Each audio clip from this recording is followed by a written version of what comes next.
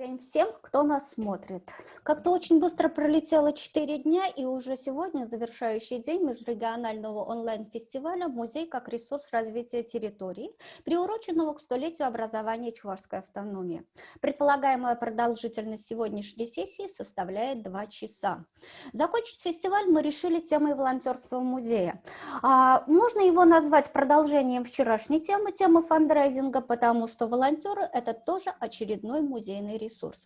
Этой теме в последнее время уделяется много внимания, притом на государственном уровне. 2018 год был объявлен годом волонтерства. В рамках федерального проекта «Творческие люди» национального проекта «Культура» действует программа «Волонтеры культуры». Федеральные музеи уже давно и продуктивно работают с волонтерами.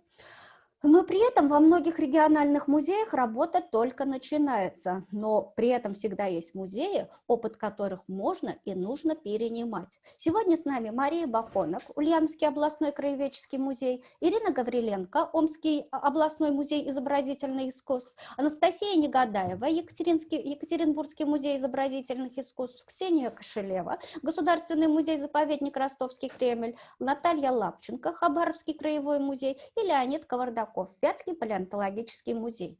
Особенность сегодняшней секции в том, что сегодня с нами в основном молодые музейщики. Некоторые из них сначала сами были волонтерами музея, при музее, а потом стали курировать данное направление.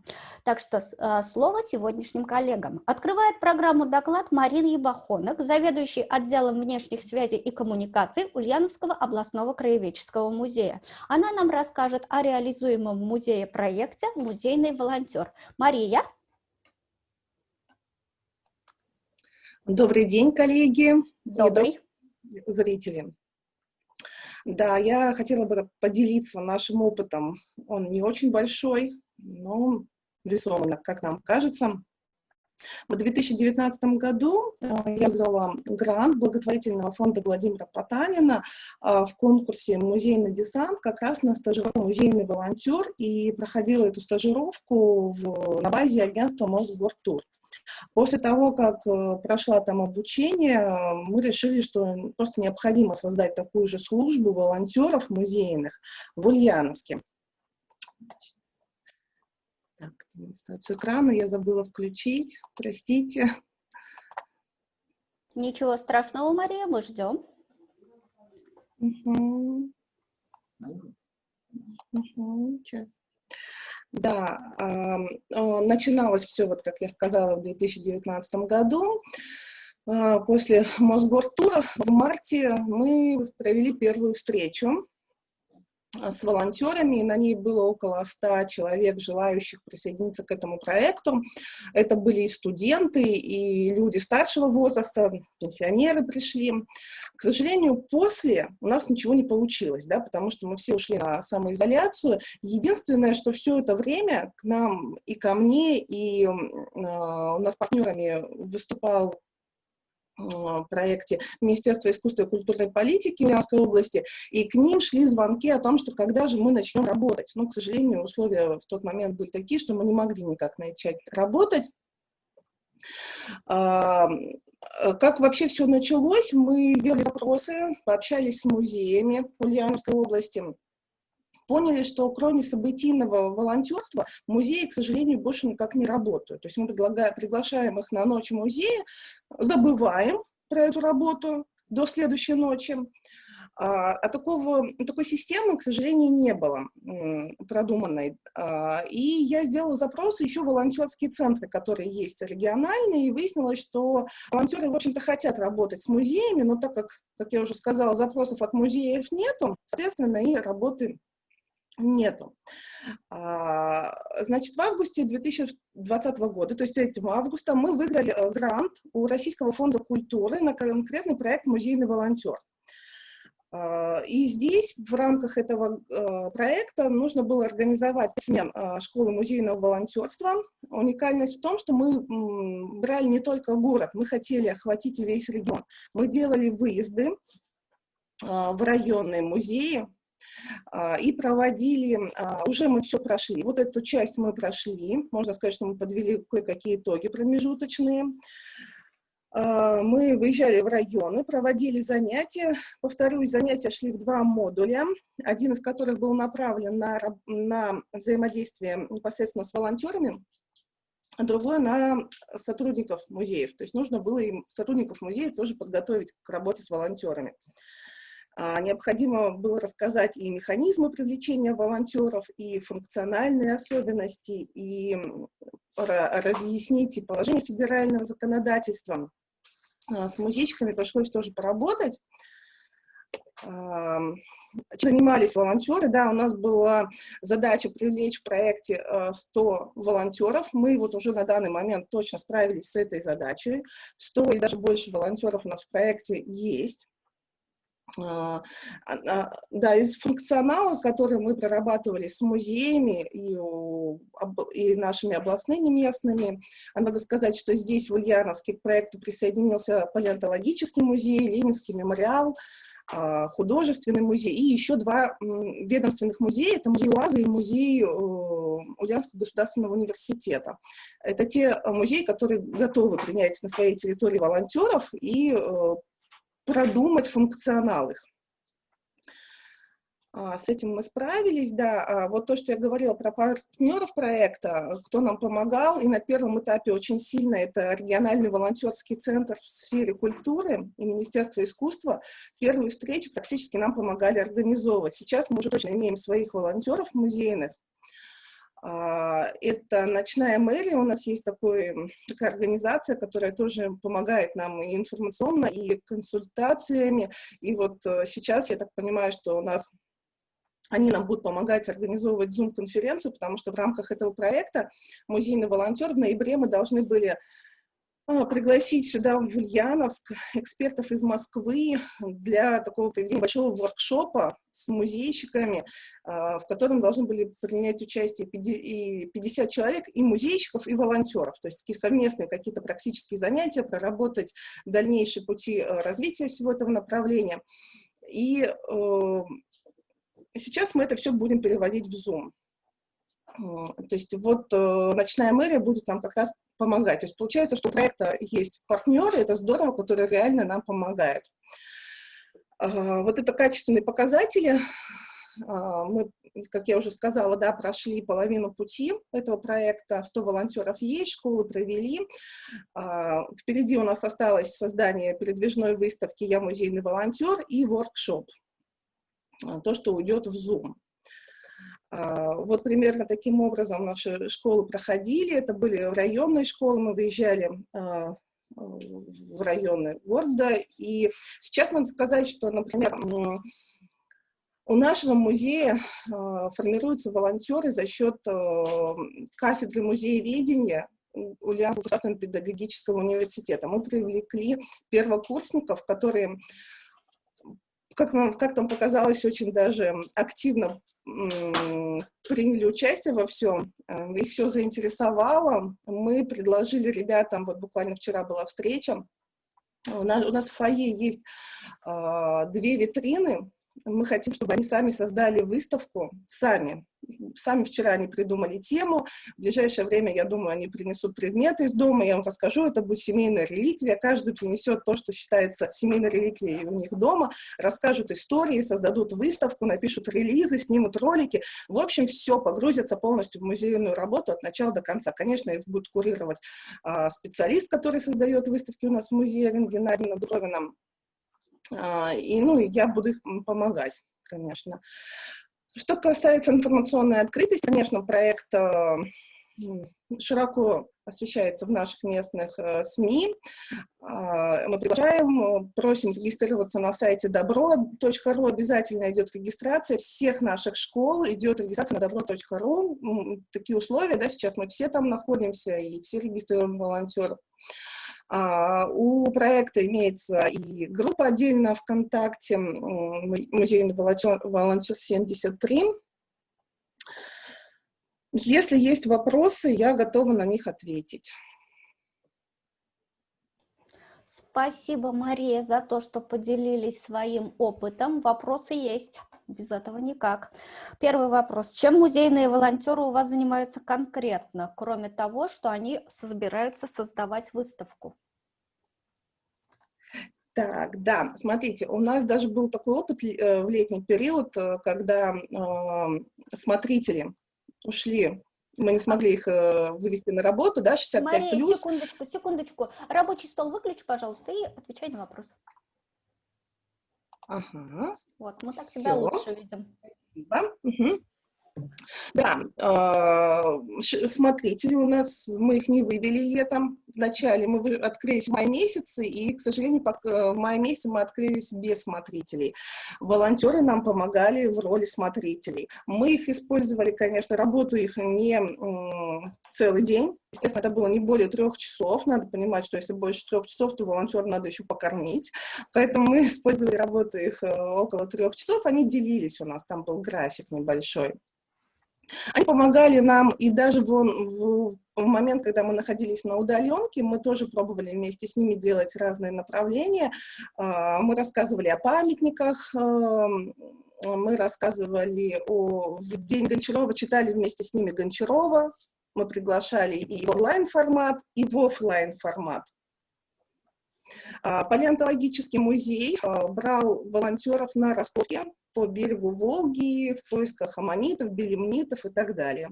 Мы планировали, но, к сожалению, этого еще не сделали. Музей УАЗа хотел пригласить волонтеров, чтобы волонтеры помогли помыть УАЗики, которые находятся в выставочном павильоне. Да, туда я сама безумно хотела пойти помыть УАЗики, потому что попасть на территорию музея практически невозможно. Записываться нужно месяц, проходить кучу согласований, поэтому вот тут волонтер прям получит уникальную возможность побывать в музее УАЗа. Но это мы не смогли пока еще организовать, но планы такие есть. Ага, спасибо большое. Вот тут еще один вопрос возник. А бывали случаи, когда у вас волонтеры просили денег за работу? Нет, но это же добровольная история. Никто никого не заставляет, а потом мы поняли, и вот об этом, кстати, очень много говорили с музейщиками, что нужно поменять вообще отношение к волонтерству. Перестать думать, что это бесплатная рабочая сила. Люди приходят, тратят свое время, что вообще бесценно, дают нам свои знания, ресурсы, помогают переосмыслить какие-то наши направления, которых мы уже, может быть, не можем найти какие-то новые, да, видения. И вот это самое ценное. Об этом, кстати, больше всего мы и говорили с музейщиками. Это, то есть, вопрос на размышление. Еще один вопрос. Насколько я поняла, у вас создается школа музейного волонтера. Вот вопрос звучит так. То есть это у вас какое-то энное количество волонтеров, которые помогают всем музеям вашей республики, области. Я правильно понимаю ситуацию? Да, смотрите, мы хотим создать школу музейного волонтера, пройти обучение, значит, этапы. Первый этап, где мы погружаем в музейную деятельность, рассказываем, что такое музейная профессия, особенности и так далее. Здесь, кстати, с нами выезжают и и волонтеры-медики, которые учат помогать и оказывать первую медицинскую помощь. Здесь, кстати, у нас тоже партнерство. Ребята активно идут с нами на все движухи и выезжают с нами везде. После этого наши волонтеры переходят в музей, конечно, на выбор. То, что больше близко. Либо это краеведческий, либо палеонтологический. И тот функционал, который предлагают музеи, то есть должно быть интересно. Спасибо. И еще один вопрос, который я буду сегодня задавать всем. Какие самые большие проблемы у вас возникли в ходе этой работы? Пока нет особых проблем, но есть помощники. Я уже на них ссылалась не раз, потому что, наверное, хорошие и сильные партнеры, которые прям вот если что-то возникает, помогают. Я единственное хотела сказать, что наш директор так тоже прям погрузилась в эту тематику, что нам выделили помещение, и в ближайшее время у нас прям на базе музея Гончарова, стойка мемориального центра музея Гончарова, нам выделят отдельное помещение, где будет прям центр музейного волонтерства. И если можно еще одну минуту, то в рамках этого проекта мы, конечно, вообще волонтеры — это про то, что много разного мерча нужно покупать, не то чтобы прям нужны какие-то особые деньги на этот проект. Ну, по сути, здесь не так много, что нужно, да, но всегда хочется, чтобы у ребят что-то осталось, и им это интересно, всегда этот мерч забирать с собой, это бейджи, банданы, футболки, и обычно на это все волонтерские деньги идут, да, если это какой-то проект. Вот буквально сегодня я пришла на работу, и приехали наши вот такие вот уже браслетики. Хочу с вами прям похвастаться, если видно. Здесь написано «Музейный волонтер». Это такие силиконовые браслетики. Это первая вот у нас партия пришла. Впереди футболки, сумки. То есть мы прям будем радовать наших волонтеров таким веселым мерчем. Будем надеяться, что это будет взаиморадостный процесс. Вы будете их радовать, они будут радовать вас своей работой. Мария, успехов вам в дальнейшем. Спасибо. Спасибо. Продолжая наш фестиваль, следующий наш спикер Анастасия Олеговна Негадаева, специалист по связям с общественностью, руководитель волонтерской службы Екатеринбургского музея изобразительных искусств. Анастасия в музее работает недавно. С 2015 года она была активным волонтером в Екатеринбургском музее. В 2017 году ее пригласили в музей на работу в качестве руководителя волонтерской службы. Кроме этого, она входит в команду организаторов нескольких проектов музея. Например, это международный фестиваль Меццо-Тинто, где она отвечает не только за волонтеров, но и за вопросы гостеприимства. Анастасия сегодня с нами порассуждает на тему, зачем музею нужны волонтеры. Анастасия, вы здесь? Да, добрый день. Очень рада присутствовать на конференции. Хотела уточнить, слышно ли меня, видно ли. Все хорошо. Тогда начнем. Правильно вы сказали, мы сегодня поговорим о том, зачем же вообще нужны волонтеры музею. Хочу сказать прежде всего несколько слов о себе и о нашем музее. Как уже было сказано, я сейчас уже являюсь руководителем волонтерской службы и полноправным сотрудником, специалистом по связям с общественностью. До этого пришла в музей в 2015 году. Сегодня наш музей, так, я тоже забыла открыть презентацию, сейчас, секундочку. Сегодня наш музей — это 3 подразделения. Так, все, я запустила демонстрацию экрана и полноправный режим. Сегодня наш музей — это 3 подразделения. Это художественная галерея, которая вы сейчас видите на экране.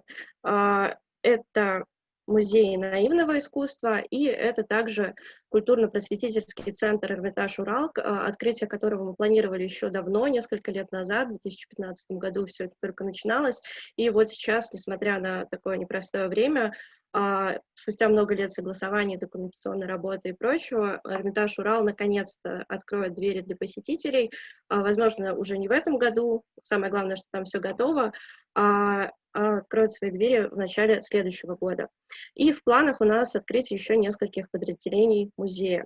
Вообще, на данный момент в нашем музее работает больше 100 человек, то есть это такая достаточно большая цифра для регионального музея, но мы все с вами прекрасно знаем, что специфика работы музейного сотрудника, музейщика такова, что приходится выполнять на своей должности огромное количество задач, и вообще я лично сама иногда впадаю в ступор, что же я делаю в музее, когда меня кто-то спрашивает, потому что, с одной стороны, я специалист по связям с общественностью, с другой я там курирую всех волонтеров, я курирую всех приезжающих в музей гостей, это и документационная работа, и встречи в аэропорту и так далее, перевожу тексты с английского, провожу экскурсии на английском языке, провожу, получается, работаю с консульствами, потому что делаем запросы на travel гранты от консульств для привоза наших гостей иностранных на какие-то проекты.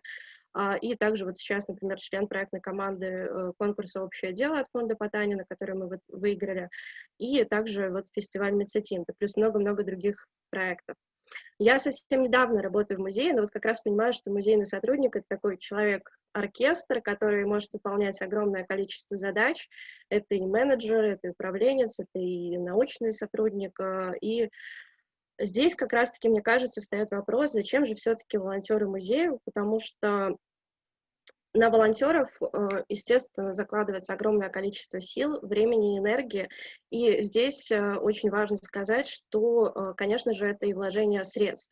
Этот вопрос не стоял столь актуальным до этого, но сегодня, в период общемирового кризиса. Об этом, мне кажется, тоже стоит сказать, потому что даже такие небольшие затраты, как бейджи, как грамоты волонтерам, как такси, это все равно нужно, необходимо учитывать. Например, сейчас у нас в ноябре будет проходить Ночь музеев, как ни странно, в Екатеринбурге.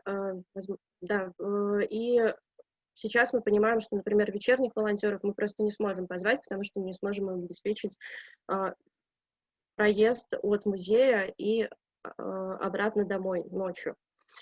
Вот. Но сразу же предвосхищаю ответ. Конечно же, мне кажется, волонтеры должны работать в музее и должны помогать музею. Почему же? Вот вообще наша волонтерская служба существует с 2015 года, и здесь, мне кажется, очень важно все-таки отметить, что у нас все-таки такая больше событийная деятельность и проектная.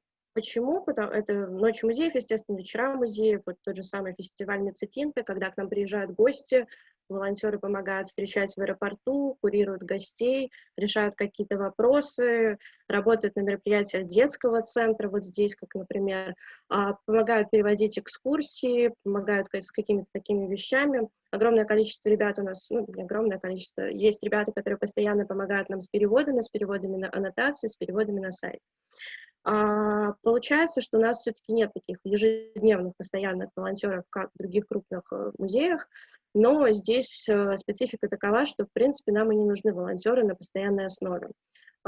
Постоянно у нас присутствуют ребята, например, на последних средах месяца, это категория, это дни, когда у нас приходят льготные категории граждан, и, соответственно, большой поток посетителей в музее, и у нас волонтеры помогают их встречать, разводить потоки посетителей. Это максимально актуально сейчас, в нынешнее время, в ситуации кризиса в связи с коронавирусом. Но все-таки такой потребности, чтобы постоянно волонтеры находились у нас в музее, нет. Сейчас идут переговоры о том, что когда откроется центр Эрмитаж Урал, там всегда будут присутствовать волонтеры, но это еще пока под вопросом, будем смотреть на количество посетителей музея. Мне бы хотелось раскрыть тему о необходимости волонтеров по одному из таких значимых проектов, как раз-таки для музея и для меня лично, потому что я сама работала на этом проекте в качестве волонтера. Это фестиваль Мецетинта. Он проходит у нас с 2011 года, каждые 2 года, и он посвящен сложнейшей технике гравюра. Прошлый фестиваль 2019 года у нас длился целую неделю. К нам приезжало большое количество гостей, это около 100 человек, как русские гости, так и иностранные гости. Оргкоманда фестиваля у нас совсем небольшая. Сейчас уже, наверное, человек, ну, это те, кто вплотную им занимается, это человек 7. На 2019 году это было 5 человек. И, соответственно, задач очень много. Нужно всех разместить, встретить, перевести тексты, развесить произведения и так далее и тому подобное. И как раз-таки наша волонтерская служба в 2015 еще году зарождалась вот на фестивале Мецетинта. В общей сложности на прошлом фестивале нам помогало 75 человек, и стоит отметить, что больше половины из них — это постоянные участники этих фестивалей. У нас люди буквально растут на фестивале Мецетинта. Часть из ребят помогали у нас на этапе распаковки произведений, некоторые даже помогали, у нас были ребята, кто помогали на этапе развески. Были люди, невидимые помощники, с которыми мы тоже постоянно в контакте, которые переводили у нас тексты, переводили, например, документы. У нас был дар от канадского художника, и необходимо было перевести такой важный документ, как договор с французского языка на русский язык, и волонтеры этим нам очень помогали в этом. Особое внимание хочется уделить тем 32 ребятам, которые занимались у нас с иностранцами, потому что они сопровождали иностранных гостей. На плечи волонтеров, получается, ложилась функция сопровождения иностранных гостей, контроля, помощи, и на самом деле это потрясающе, что у нас собралась такая волонтерская команда, потому что художники — это, как показывает практика всех наших фестивалей, достаточно бывают несобранными людьми, потому что у нас было такое, что люди опаздывали на свои международные рейсы, не предупреждали нас, волонтеры дежурили в аэропорту, вылавливали их на улице. У нас даже была забавная история, когда тайский художник на одном из фестивалей каким-то образом проскочил мимо волонтеров, и потом мы его искали на улице, потому что он шел там со своей супругой и искал отель. Наши волонтеры на протяжении нескольких дней фестиваля переводили пресс-тур, помогали переводить беседы художников, потому что часть русских наших художников и сотрудников музея не говорит на иностранных языках. Это такие языки, как японский, английский, немецкий и испанский. И мы всегда были спокойны и уверены, что наши гости придут вовремя. Это тоже немаловажный факт, потому что программа фестиваля была очень насыщена, и контролировать все и вся достаточно проблематично. И мы знали, что вот к нашему волонтеру прикреплен гость, и он точно будет во время своей презентации, выступления в нужное время, в нужном месте. Были такие ситуации, когда у нас гости теряли багаж, волонтеры тоже все решали, причем уже говорили постфактум: Анастасия, у нас наш гость потерял багаж, но мы все решили, багаж будет доставлен в отель, все замечательно. И получается, что только вот на примере такого крупного проекта я показала, что волонтеры могут быть незаменимыми помощниками для вашей работы. Это какая-то и рутинная помощь, это и профессиональная помощь, что касается, например, переводов. Волонтеры могут выполнять роль экскурсоводов, такие ребята у нас тоже есть. Для волонтеров в культурной сфере получается огромное поле для развития. И здесь тоже, мне кажется, очень важно сказать, что да, волонтеры — это не бесплатная рабочая сила, которую вы можете использовать в своей работе, и вы их подключаете, это выгодно как и для вас, так и для самих волонтеров. И здесь тоже хотелось бы сказать, что все-таки, ну, у нас, по крайней мере, в музее большая часть волонтеров — это молодые люди, которым необходим какой-то опыт, старт для карьеры, потому что серебряных волонтеров, к сожалению, у нас пока что не так много, точнее, я бы даже сказала, их всего там несколько человек, которые нам на регулярной основе помогают, но мы планируем их также подключать. И как раз-таки после фестиваля Мецитинта, вот здесь вот очень для меня важный слайд, к нам вот это пост в Фейсбуке одной из наших девушек-волонтеров, которая работала с нами с 2017 года, и на тот момент она пришла в музей 16-летней девушкой, Вероника, и она заканчивала, получается, 10 класс, и думала поступать в университет после 11 класса, и думала, нужно ли ей искусствоведение, поступать ли на этот факультет. После фестиваля она, правда, поняла, что она хочет изучать искусство, осталась с нами в качестве волонтера, проводила экскурсии, переводила, несмотря на то, что ей на тот момент было 16 лет, переводила экскурсии с английского языка, с французского языка, то есть она знает несколько языков, создала свой собственный проект по экскурсии по авангарду, по нашей авангардной коллекции, уже не в рамках фестиваля, и вообще была таким очень-очень активным волонтером, и поступила все-таки на факультет искусствоведения и культурологии, и сейчас такой потрясающая новость, ее совсем недавно взяли в музее на работу, на полставки, чтобы помогать как раз-таки на фестивале Мецитинта, плюс вести социальные сети именно этого фестиваля. И на самом деле я вот только сейчас недавно осознала для себя, что волонтеры для музея — это еще отличная кузница кадров, потому что вот я лично сама пришла в музей в качестве волонтера, осталась, посмотрела, что мне это все интересно, поняла, что я мечтаю работать в музее, в какой-то момент стала работать в музее. И сейчас таких людей, получается, несколько человек, прошедших волонтерскую школу у нас в Екатеринбургском музее. Это несколько, получается, я, 2 научных сотрудника, включая Веронику, еще одного молодого специалиста, и также сотрудник отдела по работе с посетителями.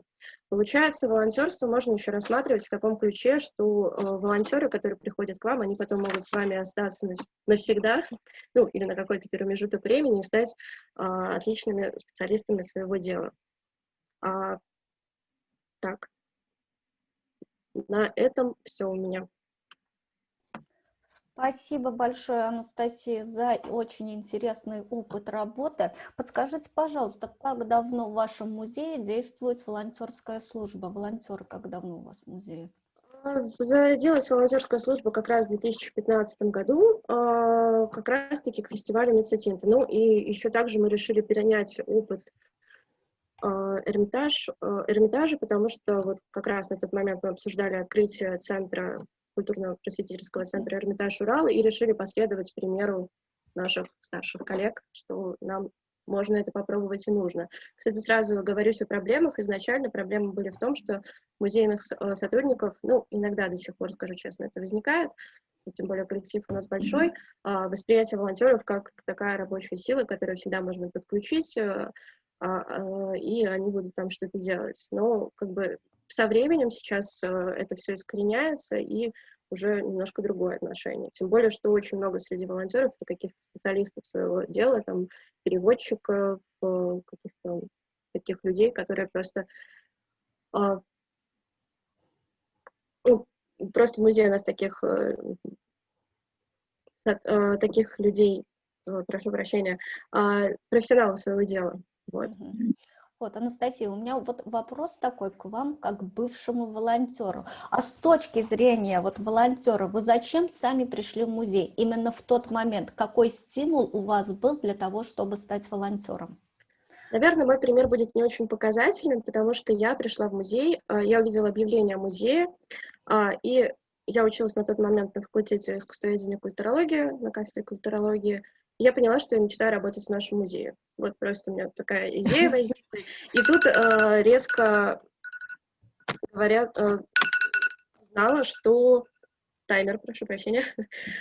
Узнала, что набирается служба как раз-таки волонтеров. Я думаю, ну все, это мой шанс.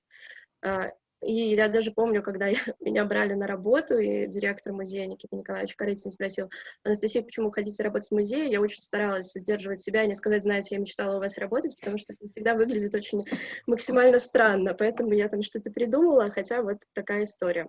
А если говорить о волонтерах, которые приходят к нам, часть из них, если это молодые ребята, это даже есть у нас школьники, вот как видно, они хотят определиться с профессией, получить опыт.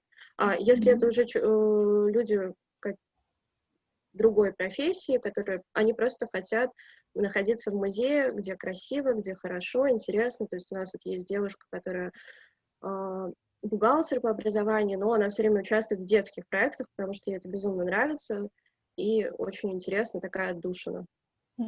И еще один вопрос. Как вы себя находите волонтеров? Вы даете какие-то объявления, вы работаете по личным контактам или как именно это происходит? Объявления, если это какие-то крупные проекты, где нам нужны не только те люди, с которыми мы постоянно работаем, но и какие-то новые ребята, это СМИ, потому что это наши местные СМИ, Е1, там, Жест Медиа и так далее и тому подобное. То есть у нас наш пиарщик, я готовлю анонс, что нам требуются волонтеры, этот анонс распространяется. Также очень хорошо работают социальные сети, ВКонтакте. У нас есть группа волонтеров в Фейсбуке, но, честно говоря, там волонтеры не все сидят, поэтому ВКонтакте больше. Прошу размещать объявления. Всегда все с радостью размещают, ну, в зависимости от того, какого рода волонтеры нам нужны, обычно всегда размещают. Были, правда, пару раз случаи, когда говорили, мы просим деньги за рекламу, потому что принимали это за рекламу. Я говорю, извините, у нас волонтеры, это музей, к сожалению, денег за рекламу мы не можем дать. Но обычно все идут навстречу, так что вот таким образом. Плюс ходили еще по школам, но сейчас это, конечно, можно ходить по школам, потому что по школам, по университетам, вот так ранее, да, и также общались с какими-то преподавателями, просили провести вводный курс волонтерства, рассказать им о нашей службе, вот, таким образом тоже. Шквал вопросов, еще один. Какие у вас бонусы или плюшечки предусмотрены для ваших волонтеров? В чем вы их вообще привлекаете? На самом деле, здесь тоже хороший очень вопрос. Конечно же, это мы подписываем всем волонтерские книжки, это особенно актуально для ребят, которые там поступают в университеты. Естественно, благодарственные письма. Но хотелось бы, конечно, работать. Сразу скажу, мерча для волонтеров у нас, к сожалению, нет. Пока что это моя мечта, мерч, потому что, ну, сами понимаете, финансы. Вот. Поэтому какие-то у нас индивидуальные экскурсии, например, для волонтеров. Когда вот проходил фестиваль, у нас Никита Николаевич Корытин, наш директор, потом мы собрали всех волонтеров и всем директор музея проводил экскурсию по коллекции. Также это какие-то встречи после крупных мероприятий обязательно, где у нас там тортики для волонтеров, вот большой красивый торт вот, в презентации был для волонтеров, какие-то такие неформальные посиделки. Ну, то есть вот в таком ключе. На самом деле у нас есть большое количество ресурсных волонтерских центров в городе Екатеринбурге. К ним я стараюсь обращаться в самом крайнем случае, потому что обычно в музей, именно в музей приходят уже замотивированные люди, у которых есть желание как-то помогать музею, вообще вариться в этой культурной среде, а те ребята, часть тех ребят, кто приходит именно из ресурсных центров, у них основная мотивация зачастую, не у всех, конечно же, это надпись в волонтерской книжке. Вот. Ага. Ясно. И Анастасия, у нас Горнозаводский краеведческий музей интересуется, а доверяете ли вы волонтерам? Вот это незнакомые люди придут в музей к экспонатам. Если это какая-то... Ну, во-первых, естественно, мы со всеми проводим собеседование, то есть общаемся, смотрим, будет ли человеку интересно с нами работать, и нам, естественно, тоже, потому что люди бывают разные. Если говорить про работу непосредственно с экспонатами, в принципе, с экспонатами у нас работала в качестве исключения, естественно, сотрудников хранения, вот всего пару человек. И, например, у нас были ситуации, когда нам нужно было перевести надписи на китайском языке на картине. У нас, естественно, приглашали ребят, которые знают китайский язык, чтобы сопоставить этикетаж. Вот. То есть у нас проводится собеседование, и на какую-то такую ответственную работу всегда люди приходят. Я зову тех людей, с которыми мы уже давно работали. Спасибо большое, Анастасия. Очень интересный доклад, очень безумный опыт, большой и интересный. Спасибо, удачи вам в дальнейшей работе. Спасибо вам. Анастасия в ходе своего доклада чуточку затронула тему серебряных волонтеров. Вообще, когда мы говорим слово волонтером, нам почему-то всегда представляется молодой человек или молодая девушка, но очень много активных инициативных людей старшего возраста, или, как их по-другому называют, серебряные волонтеры. То, что после выхода на пенсию жизнь не заканчивается, доказывают миллионы мужчин и женщин, которые безвозмездно занимаются добрыми делами после того, как их рабочие будни подошли к концу. Опытом работы с серебряными волонтерами с нами поделится Ирина Владимировна Гавриленко, заместитель директора по развитию основной деятельности Омского областного музея изобразительных искусств. Здравствуйте, коллеги. Хорошо ли меня слышно? Да, слышно тебя, Ирина. Отлично. Отлично. Рада всех приветствовать. Сейчас я запущу презентацию для того, чтобы рассказать о том, как мы работали с серебряными волонтерами. Есть? Есть контакт? Видно? Да, мы видим вашу презентацию в полномасштабный режим, пожалуйста. Ведите. Отлично. Сейчас показ слайдов с начала. Отлично. Итак, так уж получилось, что в нашем музее в первую очередь сформировался вот так полномасштабно корпус не волонтеров студенческого, школьного возраста, а именно корпус серебряных. С чем это было связано? Во-первых, с тем, что в городе Омске вообще в целом пропорция населения такова, что людей старшего возраста много, и эти люди действительно являются одними из, наверное, самых постоянных посетителей музея. То есть это те, кто на виду у нас были. Кроме того, формирование корпуса было связано с естественными потребностями, которые у нас существовали. Первую программу для волонтеров мы запустили в 2016 году. Дело в том, что на крупных мероприятиях, такие как «Ночь в музее», когда музей традиционно принимает сверхбольшое количество людей, мы, конечно, всех безумно рады видеть, но это действительно очень серьезная нагрузка и на штат. У нас так же, как и в Екатеринбурге, больше 100 человек в штате, но количество смотрителей на залы, оно всегда ограничено. Поэтому, когда начинается какое-то крупное мероприятие, много людей, много вопросов, естественно, экскурсоводов, хранителей, которые все выходят на такие мероприятия, не хватает. И мы поняли, что нам нужны вот такие люди, которые будут отлично ориентироваться в музее, которые будут хорошо знать его содержание, будут любить музей и при этом будут иметь возможность свободно перемещаться, свободно разговаривать вот в рамках таких крупных мероприятий. Поэтому мы и обратились к нашим постоянным посетителям. У нас порядка до 20 лет работал клуб «Среда». Это специальный лекторий, на который ходили люди старшего возраста. Мы решили пойти вот этим путем, объявили набор волонтеров среди них. Но, как мы знаем, люди старшего возраста очень общительны, вот, и несмотря на то, что они, скажем так, не так активно используют интернет, как мы сейчас, не все, безусловно, но некоторое количество, тем не менее, они обладают широкими социальными связями, поэтому вместо набора в 20 человек, который мы планировали, мы получили 70 человек. Это достаточно много. И этих 70 людей нужно было обучить, нужно было погрузить теорию дела экскурсионного, вообще в специфику музейной работы. И мы пошли по стандартной образовательной программе, системе, то есть у нас были семестры, четверти, и в рамках зимнего полугодия мы работали, вот рассказывали, каким образом функционирует музей и как проводить экскурсии.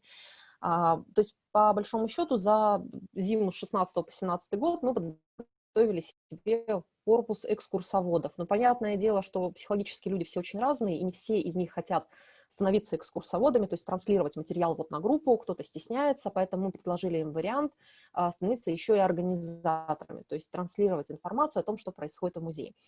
И, конечно, на Ночь в музее 2017 года нас ожидал очень приятный сюрприз. Наши прекрасные серебряные волонтеры самостоятельно составили график присутствия, они дежурили в залах, они помогали людям, гостям сориентироваться, они помогали смотрителям налаживать взаимоотношения между посетителями и произведениями искусства, потому что есть люди, которые жаждут обнять, прикоснуться, заглянуть куда-то, что не очень подчас безопасно для самих предметов. Вот. И, надо сказать, мы были очень обрадованы тем, что появился самостоятельно, сформировался такой механизм, когда серебряные брали какую-то одну группку на входе и плавно передавали их друг другу по залам. Через какое-то время нам показалось мало подобного эксперимента, и мы решили подготовить при поддержке фонда Потанина наших серебряных экскурсоводов на кураторов выставок. И также в течение полугода прошла у нас образовательная программа, которая постепенно, поэтапно приращивала компетенции, рассказывала, что такое экспозиционное дело, как вообще строится экспозиция, каким образом формируется концепция, от чего к чему должен идти человек, формируя концепцию. Вот. Для этого было предпринято достаточно много дополнительных ходов. В связи с тем, что на тот момент серебряные волонтеры страшно гордились тем, что они экскурсоводы, и они активно распространяли об этом информацию.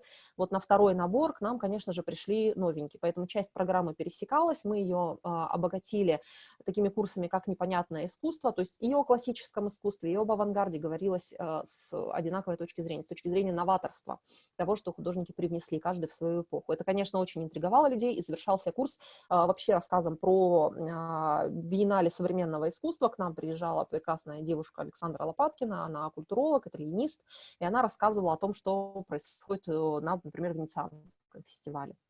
Вот. Для того, чтобы человек смог свободно формировать концепцию, нам показалось очень важным немножечко раскрепостить сознание и скромность наших серебряных. Дело в том, что действительно это люди довольно скромные, но при этом имеющие большой жизненный опыт, большой профессиональный опыт. Они абсолютно у нас из разных сфер были. Там были инженеры, химики, фармацевты, и преподаватели из школ искусства, из музыкальных школ. Поэтому нужно было каким-то образом помочь им, в общем-то, найти контакт между собой, люди очень разные, не всегда знакомые, и в то же время позволить более свободно высказывать мысли, потому что есть такое представление о том, что художественный музей – это храм, и слово, которое говорится экскурсоводом, оно вот священно, а любой человек, который приходит, он права на высказывание не имеет. На самом деле это не совсем так, хотя мы понимаем, что на музее лежит серьезная ответственность, это безусловно так. Вот. Но возможность дать слово крайне важна. Вот. Поэтому проводились разнообразные творческие тренинги, проводились беседы с фондохранителями, как раз были отобраны фонды советского современного искусства для того, чтобы серебряные могли работать с теми работами, которые отражали фрагмент их жизни, вот, какую-то часть их жизни. И они общались с фондохранителями для того, чтобы расширить свои знания, для того, чтобы получить ответы на какие-то свои внутренние вопросы, стать более уверенными в информации. Кроме того, к нам приезжали тоже 2 специалиста. Это Юлия Мацкевич, которая помогала нам на этапе формирования концепции с инструментарием, и Татьяна Дроздова, которая работает очень долго со старшим поколением, проводит фестивали.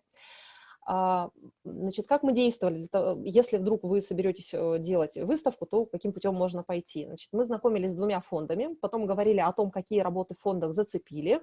После этого мы проговаривали о том, на какие темы вообще важно было бы говорить, используя эти работы. То есть самое важное, ведь музей говорит на самые значимые для человека темы, поэтому мы искали вот эти значимые темы. И вот они на листочках пишут в микрогруппах, потом каждая микрогруппа представляла свои, мы их суммировали, выявляя таким образом блоки тем.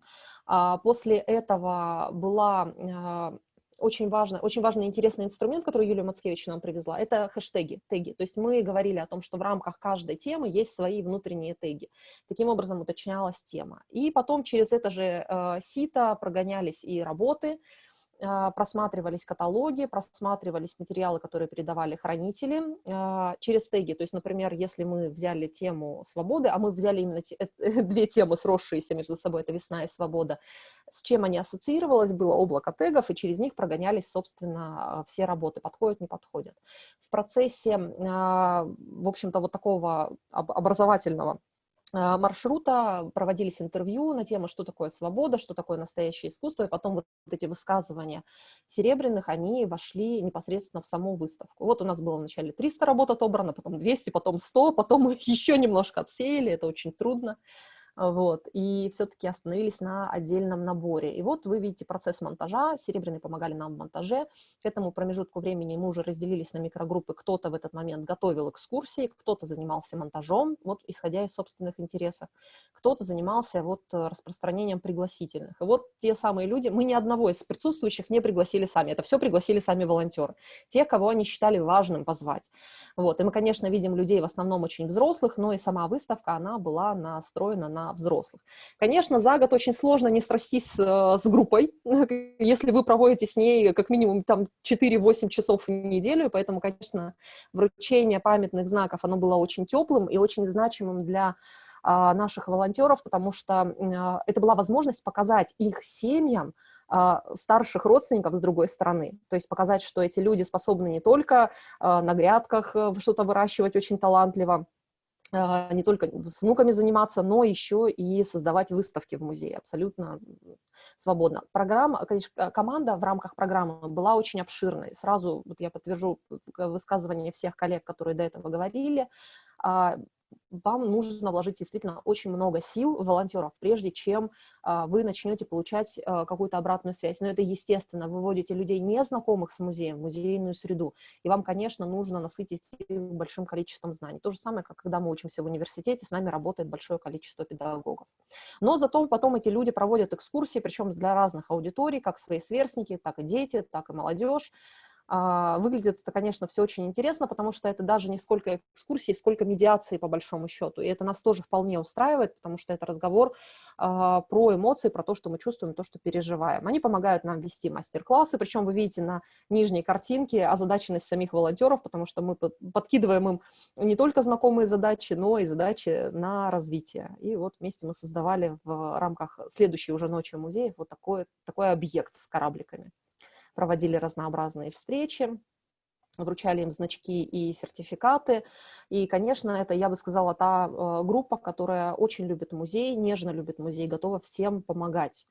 В том числе, когда к нам приехала новая выставка, это «Сокровища музеев России», это передвижной большой проект, группа волонтеров вот внутри сформированного корпуса вызвалась вести медиации, они постепенно осваивали отдельных авторов или отдельные группы работ и самостоятельно проводили вот такие вещи. Мы объявляли в ВКонтакте и в других соцсетях о том, что вот в назначенное время будет медиация, и старшие наши приходили и проводили. Более того, здесь об этом я не говорю, но у нас сейчас формируется корпус молодых, наконец-то, и, собственно, в рамках этого корпуса мы тоже обучаем медиации. По большому счету у нас сейчас вот есть две такие группы медиаторов, старшие и юные. Ну вот, собственно, наверное, и все. Спасибо большое. Спасибо, Ирин. Я бы все-таки хотела, чтобы ты озвучила, что ваш проект «Серебряный волонтер» стал победителем. Да, первый год мы реализовывали благодаря поддержке Министерства труда и социального развития нашего местного, а второй год мы действительно стали победителем конкурса «Меняющийся музей в меняющемся мире». Это был последний год, когда этот конкурс существовал до смены формата. И я бы сказала, что на самом деле отчасти вот такой смелый шаг, он был и спровоцирован нашими коллегами из фонда, которые сказали: не бойтесь мечтать, и если вам хочется пробовать, так давайте пробовать. И поэтому, конечно, у нас была и очень мощная экспертиза, и очень мощная поддержка. И Татьяна Дроздова к нам не случайно приезжала, потому что действительно работать с серебряными просто и сложно одновременно, потому что, с одной стороны, это самая стабильная аудитория, то есть если эти люди вам пообещали, они обязательно придут. То есть то, что там у студентов может поменяться, ветер может подуть в другую сторону, с серебряными все не так, то есть это рельсы, и они по этим рельсам идут. Но, с другой стороны, это, конечно, люди, которым требуется очень много общения, очень много внимания и поддержки. Я еще чуть-чуть хотела другое услышать, что у вас Тамара стала победителем. Да, наша замечательный серебряный волонтер Тамара Михайловна Красноперова, она стала победителем специальной программы, тоже в рамках конкурса, объявленного фондом. Она ездила у нас в Москву на Интермузей, в музейном гиде была отдельная спецпрограмма для них.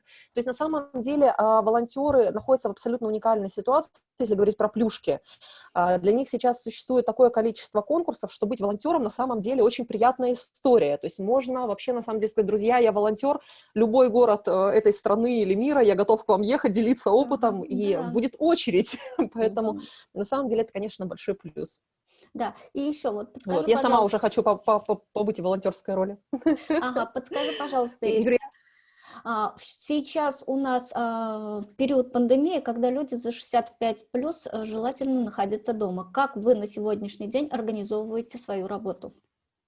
Мы сейчас, конечно, в первую очередь работаем с корпусом молодежным, то есть наши старшие успели начать заниматься в рамках медиации, и те, кто уже 3 года с нами, те спокойно работают по схеме, они знают, как это делается, они начитывают материал, вот. Иногда они все-таки появляются в музее, потому что в Омске мы знаем, что по каждому региону своя ситуация, и у нас пока рекомендовано быть на дистанции, что на самом деле не всеми старшими воспринимается как обязательство, поэтому иногда они все-таки заглядывают к нам в музей, обмениваются какими-то вопросами, мнениями и остальным, то есть мы их продолжаем координировать дистанционно. Вот. Никакого отдельного приложения мы для этого не используем, у нас есть сотовая связь, и мы пользуемся ею. Еще один вопрос. У вас для них уже полностью подготовленное обучение. Сколько сотрудников вашего музея задействовано в этом обучении? Для каждого типа учебы свой набор участников. То есть если мы говорим о кураторских каких-то вещах, то набор участников это 3 педагога и 2 хранителя фондов. Обязательно. Если мы говорим про экскурсионную программу, то у нас 4 педагога в этом участвуют, вот. Но при этом есть еще координатор волонтеров, который отдельно еще работает с ними, потому что он как староста группы, хотя внутри группы есть свой староста, вот. Негласный, но есть, их там бывает и 3, в зависимости от количества микрогруппочек внутри состава. Вот. И еще один вопрос. Есть ли среди волонтеров люди с ОВЗ? Работаете вы с инвалидами? Знаете, вообще на самом деле спрашивать человека, когда он приходит к вам волонтерить, есть ли у вас инвалидность или нет, это не тактично. Вот. Поэтому мы, конечно, да, не задаем подобный вопрос, но мы прекрасно знаем, что у людей с возрастом возникают проблемы с суставами, возникают проблемы со зрением, и автоматически мы должны, конечно, подстраивать программу увеличивать шрифты в презентациях, увеличивать количество сидячих мест в экспозиции, если мы приходим заниматься на экспозицию. То есть я подозреваю, что они у нас есть, вот, но мы никак не обозначаем эту историю. У нас есть, безусловно, отдельные инклюзивные проекты, но они в основном детские. Вот. Но если говорить про взрослых, вообще, на самом деле, появление инклюзивных проектов в музее у нас сработало очень интересным образом. У нас все, по сути, все программы, которые мы делаем, мы стараемся делать их максимально гуманными по отношению к участникам, то есть делать их максимально удобными. Вот, поэтому вот такие, собственно, механизмы мы используем для того, чтобы сделать посещение комфортным. Спасибо. И последний вопрос. Самые большие трудности в работе с серебряными волонтерами? Изобилие серебряных волонтеров. Вот. На самом деле это и прекрасно, и в то же время это накладывает определенные трудности. То есть мы понимаем, что у каждого человека есть все равно свой определенный ресурс, который он может выдать. И когда ты понимаешь, что у тебя 70 человек, и каждый из них жаждет общения, и при том, что это люди очень разные по темпераменту, очень разные по своим характерам, вот, мы понимаем, что когда у вас большая волонтерская группа, которая тесно взаимодействует, особенно на кураторском проекте, неизбежны какие-то внутренние конфликты, и вы должны их предвосхищать и заранее, значит, разводить группы. То есть все это требует действительно достаточно серьезных усилий. Но когда вы уже подготовили волонтерскую группу, когда прошел период командообразования, то единственное... Есть еще, кстати, большая сложность. Чем больше у вас волонтеров, тем чаще они вам звонят и говорят: а что-нибудь для нас есть? Какая-нибудь работа. Вот. Это тоже нужно предполагать заранее, потому что мы сейчас уже понимаем, что у нас открывается новая выставка. Так, мы, значит, распространили информацию, у нас раз в 2 недели встречи, мы выдали, кто хочет, значит, вводить экскурсии, кто хочет вводить медиации, кто хочет организовывать. И как-то более или менее, значит, распределили. То есть они у нас все в пределе. Вот. Кстати говоря, хочу сказать, что вот если из молодежного корпуса у нас регулярно мы кого-то берем на работу, то есть у нас это есть такая практика, то есть серебряных пока у нас никто на работу к нам не перешел. Но я думаю, это связано с тем, что они настолько активны, что они говорят: ой, не-не, работа нет, вот мы хотим волонтерить, это более свободный график, вот, и для них это как-то вот более приемлемо. Ну вот, собственно, по трудностям вот. Спасибо большое, Ирина, за очень интересный доклад. Удачи вам с вашей дальнейшей работе с волонтерами.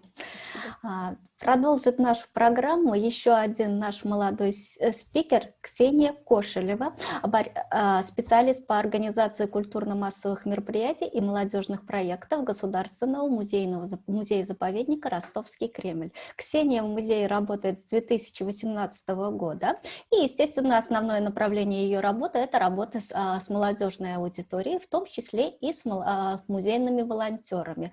Ксения с нами поделится опытом реализации волонтерского направления в своем музее. Ксения, вы с нами? Да, добрый день. Добрый. Мне бы хотелось рассказать о опыте реализации волонтерского движения в нашем музее. Начался он в период 2016 года и пошел по не совсем стандартному сценарию. О нем я вам сейчас тоже расскажу.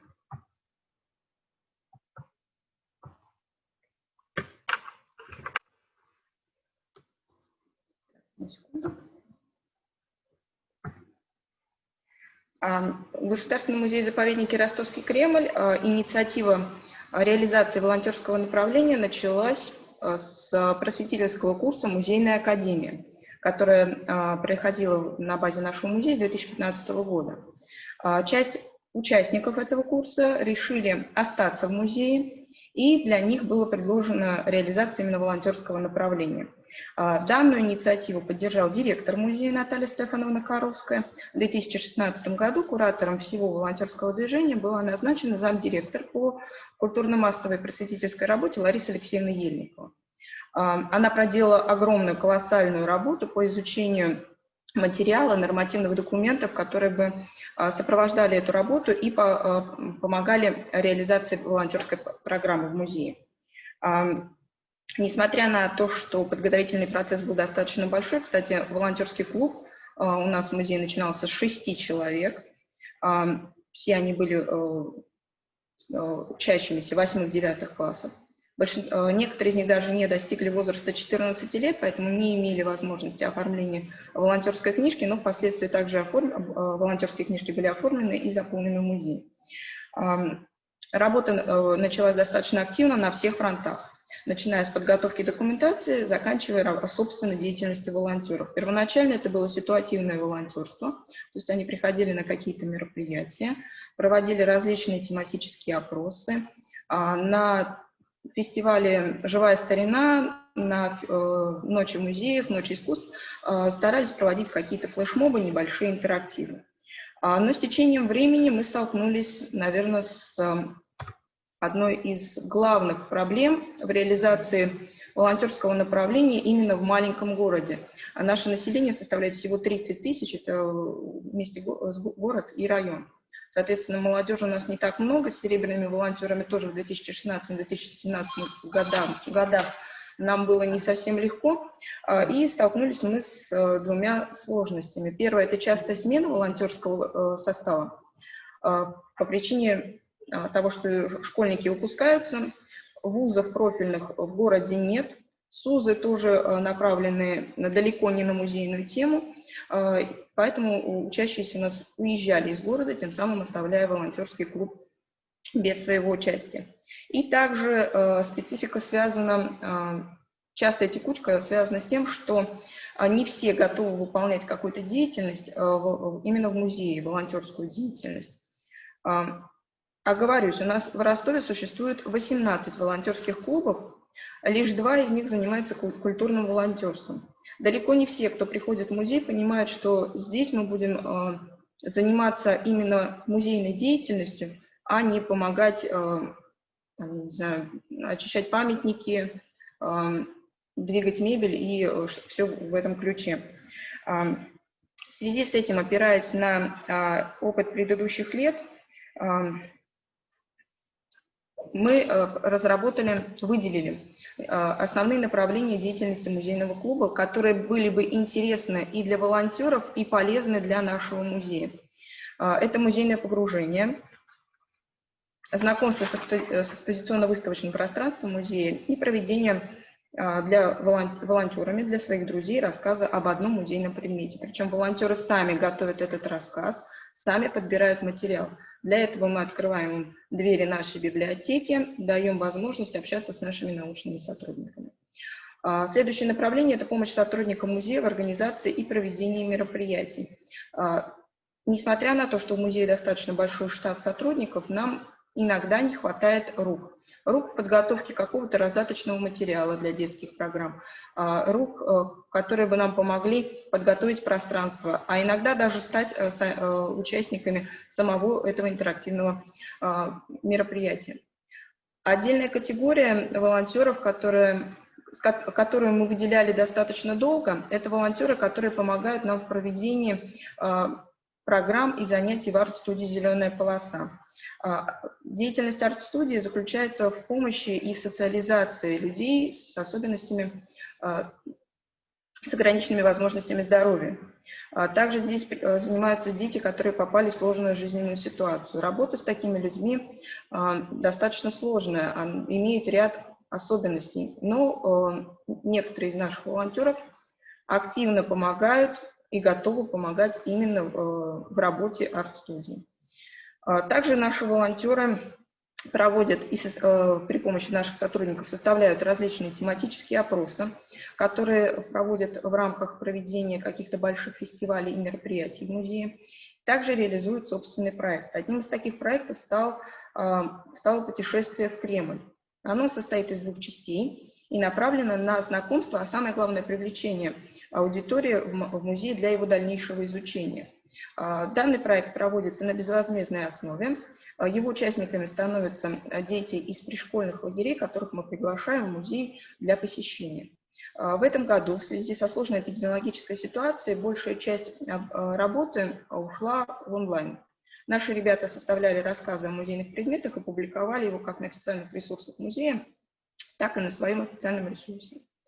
И еще одним направлением, которое также стало наиболее популярно именно в этом году, это помощь садово-парковому отделу. Так как в связи, опять-таки же, со сложной эпидемиологической ситуацией, в этом году не было возможности для привлечения большого количества сотрудников, а наш митрополичий сад, он достаточно большой и требует должного ухода, поэтому были приглашены волонтеры. И волонтеры были приглашены даже не с той целью, чтобы там где-то травку пощипать и помочь в прополке и уходе за растениями, сколько с целью знакомства именно с митрополичьим садом, с теми растениями, которые там произрастают, и все-таки эта работа носила более просветительскую функцию. Также наши ребята занимаются введением каких-то тематических рубрик на своих страницах и сами составляют и подбирают материал. Эти направления соответствуют главной цели деятельности волонтеров в нашем музее. И эта цель не столько помочь музею, сколько дать толчок для возможной профориентации детей нашего города и нашего района. Возможность вырастить кадры, которые потом придут к нам в музей. Многим мы помогаем не только грамотами и благодарностями, но и составлением рекомендательных писем, которые помогают в дальнейшем для поступления в учебные заведения. И мы очень надеемся, к сожалению, сейчас еще первое поколение наших волонтеров только-только поступило в высшее учебное заведение, поэтому к нам они пока только планируют вернуться. Мы надеемся, что их планы все-таки реализуются, и когда-нибудь мы их увидим в качестве сотрудников нашего музея. Опять-таки же, возвращаясь к главной функции, мы стараемся, зачастую дети, живущие в нашем районе, в музее не бывали ни разу. Несмотря на то, что интересуются историей, достаточно являются просвещенными, музей они не видели ни разу. Наша цель все-таки их познакомить, возможно, даже путем именно волонтерской деятельности, такой взаимопомощи друг другу, познакомить и привлечь в музей. В принципе, на этом все. Если у вас есть какие-то вопросы по деятельности нашего музея, я вам на них отвечу. Ксения, конечно, есть. Только сначала выключится рабочий стол. Все отлично. А теперь мы к вам перейдем к вопросам. Подскажите, а сколько у вас при музее активных волонтеров? Активных волонтеров на данный момент 10 человек. Но мы не расширяем наш состав, потому что необходимости их постоянного присутствия в музее на данный момент нет. С данными своими функциями они справляются в таком количестве. Отлично. Тогда продолжение вопроса. Вот где именно вы нашли этих активных волонтеров? Как я уже спрашивала, это какие-то личные знакомства, или вы давали объявления, или каким образом их находили, или у вас совсем другой опыт? Я в самом начале рассказывала, что у нас все началось в музейной академии. Большая часть волонтеров, которые существуют и в нынешнем составе, нам пришла именно оттуда. То есть детки после просветительского курса решили остаться в музее. То есть получается... Ну, и также мы ходили, общались со школами, с учащимися. Ребята, которые уже являются волонтерами, приглашают своих друзей, кому это было бы интересно. Это позволяет нам сохранять вот те 10-15 активных волонтеров, которые с нами постоянно. Также у нас есть несколько волонтеров старшего возраста, к сожалению, ну или к счастью, по хорошей причине. Один из волонтеров нас оставил на время, она ушла в декрет. О, отлично, хорошие новости. То есть все-таки я, Ксения, уточню. Смотрите, вы сказали, что у вас волонтерская школа была в 2015 году, я ведь правильно помню? Это не школа, это музейная академия, это просветительский проект. Да, в 2005 году, то есть прошло 5 лет, то есть они в течение 5 лет остаются с вами. Да, вот у нас 3 волонтера, они только-только в этом году поступили в вуз, они ушли. Но мы за это время нарастили за счет музейной академии, она у нас идет каждый год, нарастили определенное количество, определенный баланс наших волонтеров. Спасибо. Теперь вам вопрос. Какие у вас самые большие проблемы с работой с волонтерами? Самой большой проблемой, наверное, именно возможность их удержания. Опять-таки же, волонтеры зачастую приходят в надежде, с мыслями о том, что здесь волонтерская деятельность точно такая же, как в других отрядах. Весело посидеть, где-то там на улице побегать, какие-то якобы социальные акции, в каких-то якобы социальных акциях поучаствовать. Здесь они сталкиваются с тем, что все-таки это музей, и специфика другая. Нельзя шуметь, нельзя пощупать все, что хочется, нельзя потрогать все, что хочется. Но мы поддерживаем их интерес возможностью посещения музейных пространств, тех, которые зачастую не доступны всем посетителям музея. То есть знакомим с какими-то фондами, позволяем им самим соприкоснуться с фондовой работой. Также у нас есть помещение, где мы достаточно часто, мы стараемся один раз в неделю или максимум один раз в 2 недели устраивать общие собрания. Они проходят в компанейской обстановке, мы пьем чай, обсуждаем какие-то вопросы, беседуем. Ну и также у детей появляется возможность пообщаться с взрослыми, с которыми с ними могут поделиться своим опытом. Спасибо большое, Ксения, за очень интересный опыт работы. Я думаю, что все-таки есть у вас что перенять, и мы обязательно будем перенимать ваш опыт. Спасибо большое, удачи вам в дальнейшей деятельности. Следующий наш спикер Наталья Вячеславовна Лапченко. Она тоже в музее работает с 2015 года. Видите, у нас сегодня сколько событий связано именно с этим годом. В 2018 году, после победы в грантовом конкурсе на форуме Таврида, она стала куратором волонтерского центра своего музея, а с 2019 года является региональным координатором общественного движения «Волонтеры культуры» в Хабаровском крае. Наталья. Добрый вечер у нас. У вас, наверное, доброе утро у большинства коллеги. Хотелось бы... У вас сколько времени сейчас? У нас 6 часов, 10 минут. Отлично. 7 часов разницы, да. Мы далеко находимся, на другом конце страны для некоторых. И сейчас хотелось бы рассказать о нашем опыте. Так, сейчас я включу презентацию. Оп. Так. Видно ее или не видно? Вот, теперь вроде как видно. Да, все Дело в том, что наш музей так или иначе сотрудничает с волонтерами с 1998 года, но, наверное, в то время не было еще такого популярного понятия добровольцы-волонтеры, да, и люди, которые приходили в музей, помогали, да, они не совсем понимали, что они волонтеры, да и сами музеи относились, наверное, как друзья, как какие-то дружественные организации, и понятие именно осознанное такое волонтерство пришло значительно позже, хотя вот мы видим фотографии архивные 10-й год и 15-й, когда помогают нам студенты и не только на проведении крупных мероприятий, работают даже в фондах, в качестве артистов выступают пробоно, проводят мастер-классы, выходят к посетителям, но эта работа была такая несистемная, то есть мероприятие прошло, как-то попрощались с этими людьми, и, собственно, до следующего мероприятия особо не взаимодействуют. На форуме Таврида, когда меня отправили на смену, связанную с добровольчеством, было условие, что надо было написать проект. И, как мне объяснили, проект должен как-то пересекаться с темой смены и с моей деятельностью. Собственно, логично было написать проект создания волонтерского центра на базе. И тут случилась несколько такая неожиданная, наверное, ситуация, потому что я стала финалистом, но, по сути, никто не рассчитывал на победу. И, то есть, когда меня все поздравляли, у меня был шок, что теперь с этим надо что-то делать. И получается, что создание волонтерского центра у нас было не столько как прям супер необходимая вещь, да, вроде как и так до этого столько лет мы взаимодействовали, но теперь потребовалось разработать некоторую стратегию, некоторую систему и упорядочить эту деятельность. Тем более я как новый человек относительно в этом деле была, мне пришлось постигать все с нуля. Когда мы объявили первую встречу, вот внизу фотография есть, пришло 8 человек. Большинство было студенты, и большинство из них, несмотря на то, что они учились все в Институте культуры, честно нам ответили, что они не посещают учреждения культуры нашего города в принципе, если их не загонят.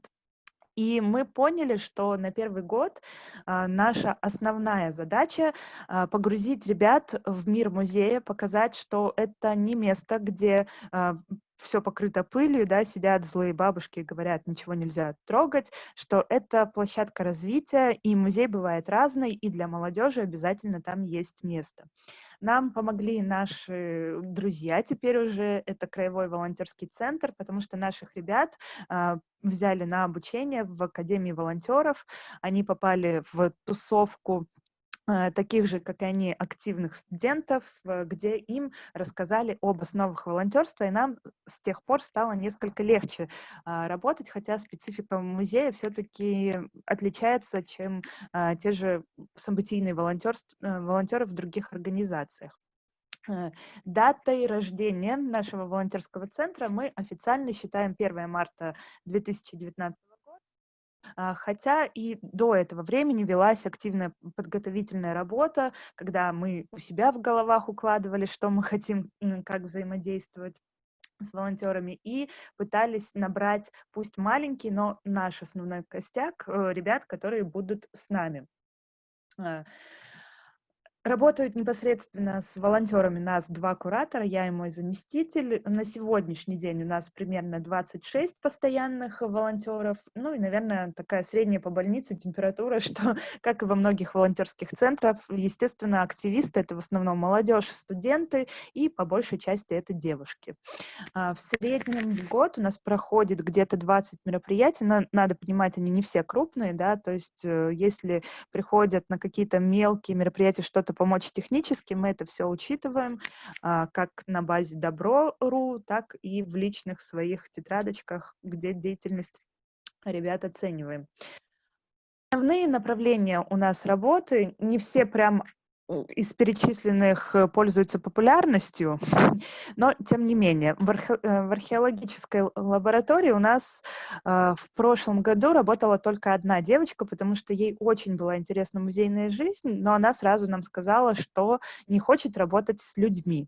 Поэтому попросила что-нибудь, какое-то занятие вот спокойное, но где поменьше надо взаимодействовать с людьми. И мы нашли вот применение для нее в археологической лаборатории. Очень она хорошо вписалась, мыла черепки, шила какие-то пакетики, помогала с экспонатами работать, что-то упаковывать.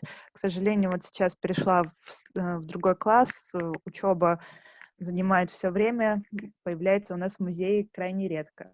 Самое популярное, самое массовое, естественное направление — это участие в крупных музейных событиях.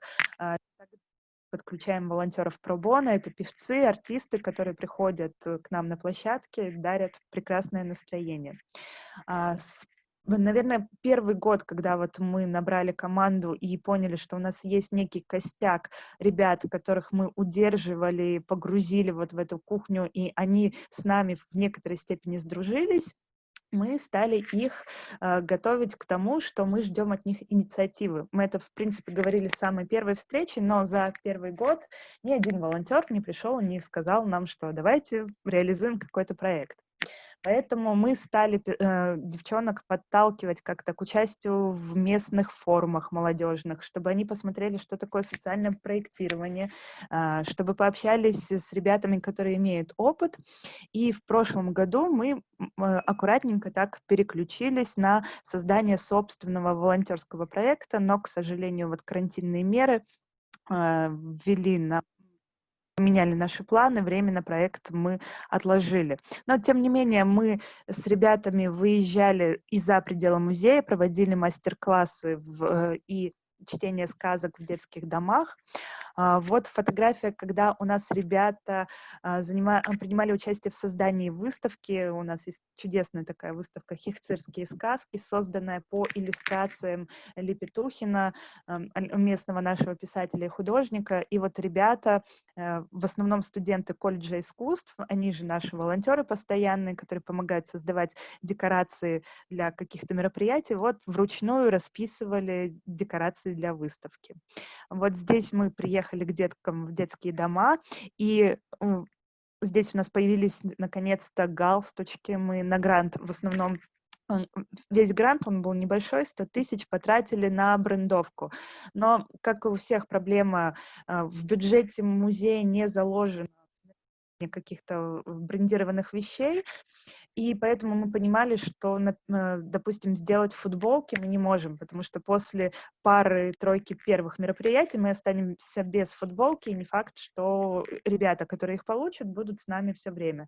Поэтому мы решили, что у нас будут галстуки в цветах музейных, также мы разработали значки, вот, и на каждое мероприятие мы одеваемся, нас, в принципе, видно, и я надеюсь, в скором времени это будет хорошо для посетителей считываться, что если человек в галстучке, значит волонтер.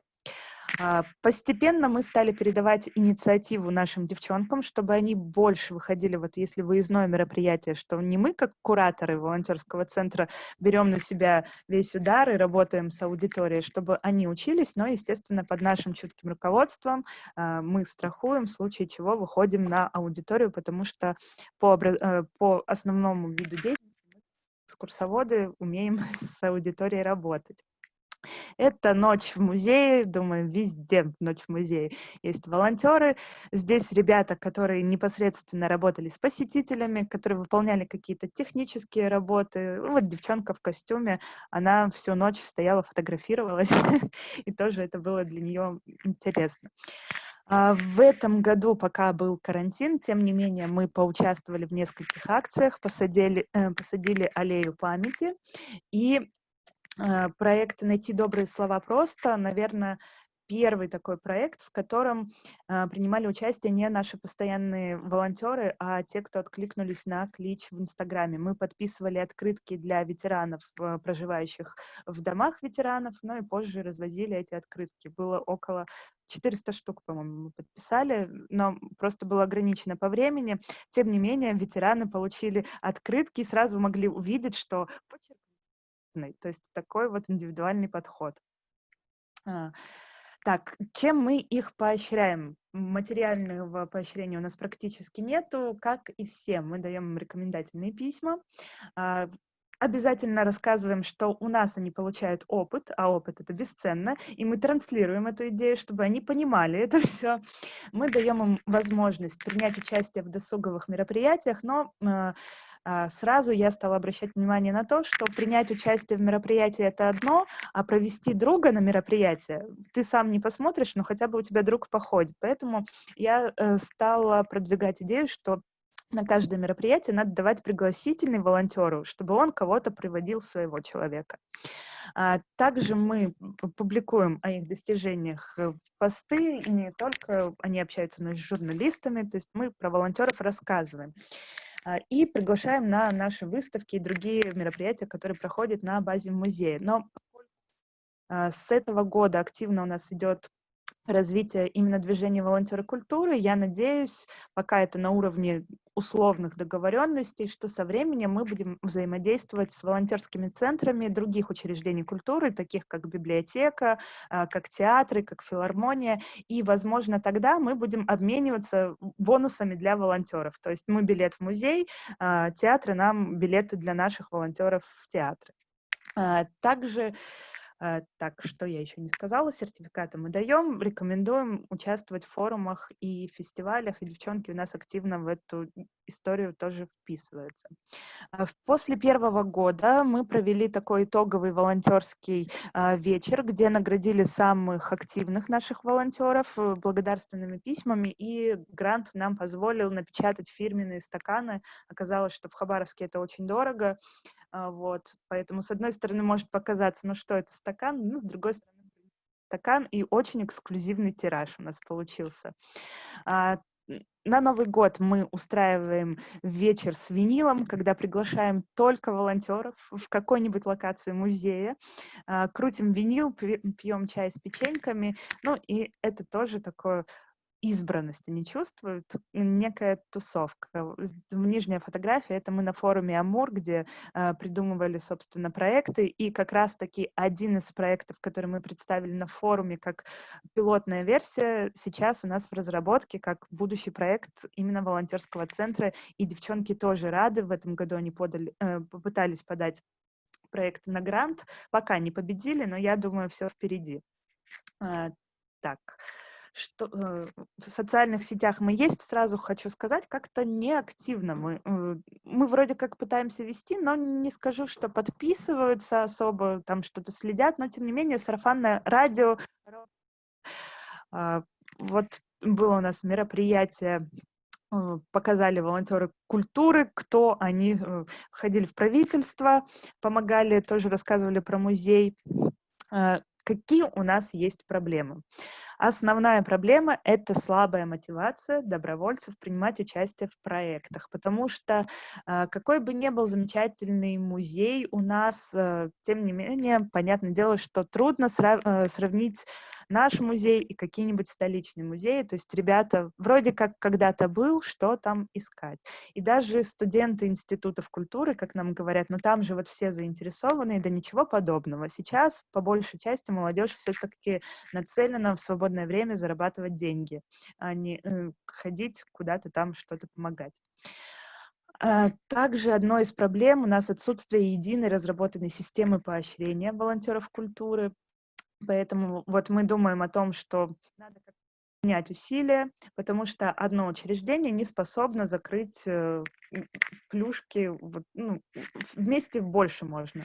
И отсутствие у нас единой информационной системы о том, чем занимаются даже в соседних учреждениях. Ну, где-то мы знаем, что хотелось бы вроде как и опытом поделиться, да, и кого-то позвать, но у нас есть волонтеры, мы их позиционируем, где в соседнем музее вроде как есть волонтеры, но про них не слышно и не видно, и они как-то про нас не знают. Поэтому это проблема, над которой мы, собственно, сейчас трудимся, надеемся, в скором времени это все решится. Собственно, на этом все.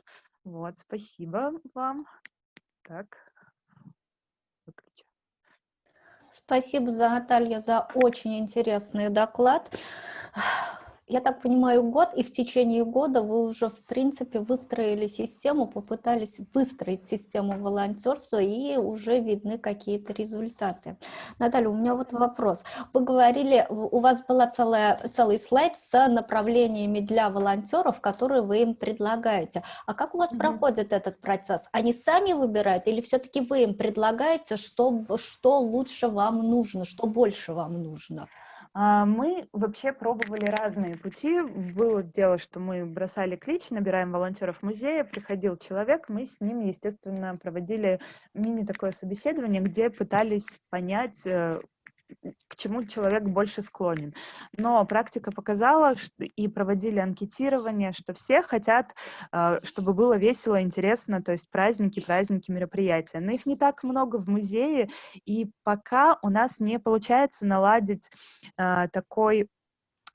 Мы не можем пока внедрить волонтеров в какую-то рутинную музейную работу, но тут палка, что называется, о двух концах. Во-первых, волонтеры считают, что, может быть, это не так интересно, как принять участие в мероприятии, а во-вторых, не все сотрудники, у нас большой штат, больше 200 человек, понимают необходимость и как правильно взаимодействовать с волонтерами.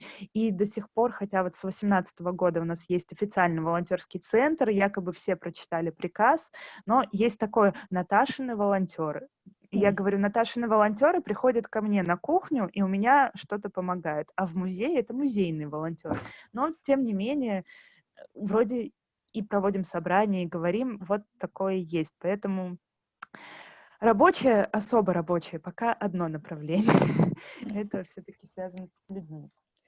Ну да, согласна. Это ощущение важности и осознания всего этого коллективом тоже имеет большое значение. И еще один вопрос. Вот вы сказали, что ваши волонтеры участвуют в крупных музейных, не в музейных, извините, волонтерских форумах и фестивалях. А где именно они побывали? Можете рассказать? В крупных краевых у нас. Краевых. Краевых, да. Пока на крупные форумы регионального, такого всероссийского масштаба не прошли в этом году, хотя пытались подавать на конкурс фонд Потанина волонтеров. Пока в форум Амур были рекомендованы уже после набора, и это тоже, наверное, сработало и нам в какой-то мере на руку, потому что основной набор был закончен, и позвонили нам, сказали, самых активных порекомендуйте. Мы вот свозили их на пост Амур, это было в Комсомольске. Как раз-таки там форум посвящался проектной деятельности, и девчонки потеряли страх и общаться. Они мне много рассказывали, что у них был этот страх, и они прям чувствуют, как за год они выросли. А главное, появился интерес генерировать идеи и писать проекты. Спасибо. И еще один вопрос, Наташа. Ой, из головы вылетело, сейчас, секундочку. Какие у вас дальнейшие планы? Вот вы первый волонтерский центр у вас был создан после того, как вы выиграли грант на форуме. Да. А дальнейшие у вас планы, как развивать этот проект?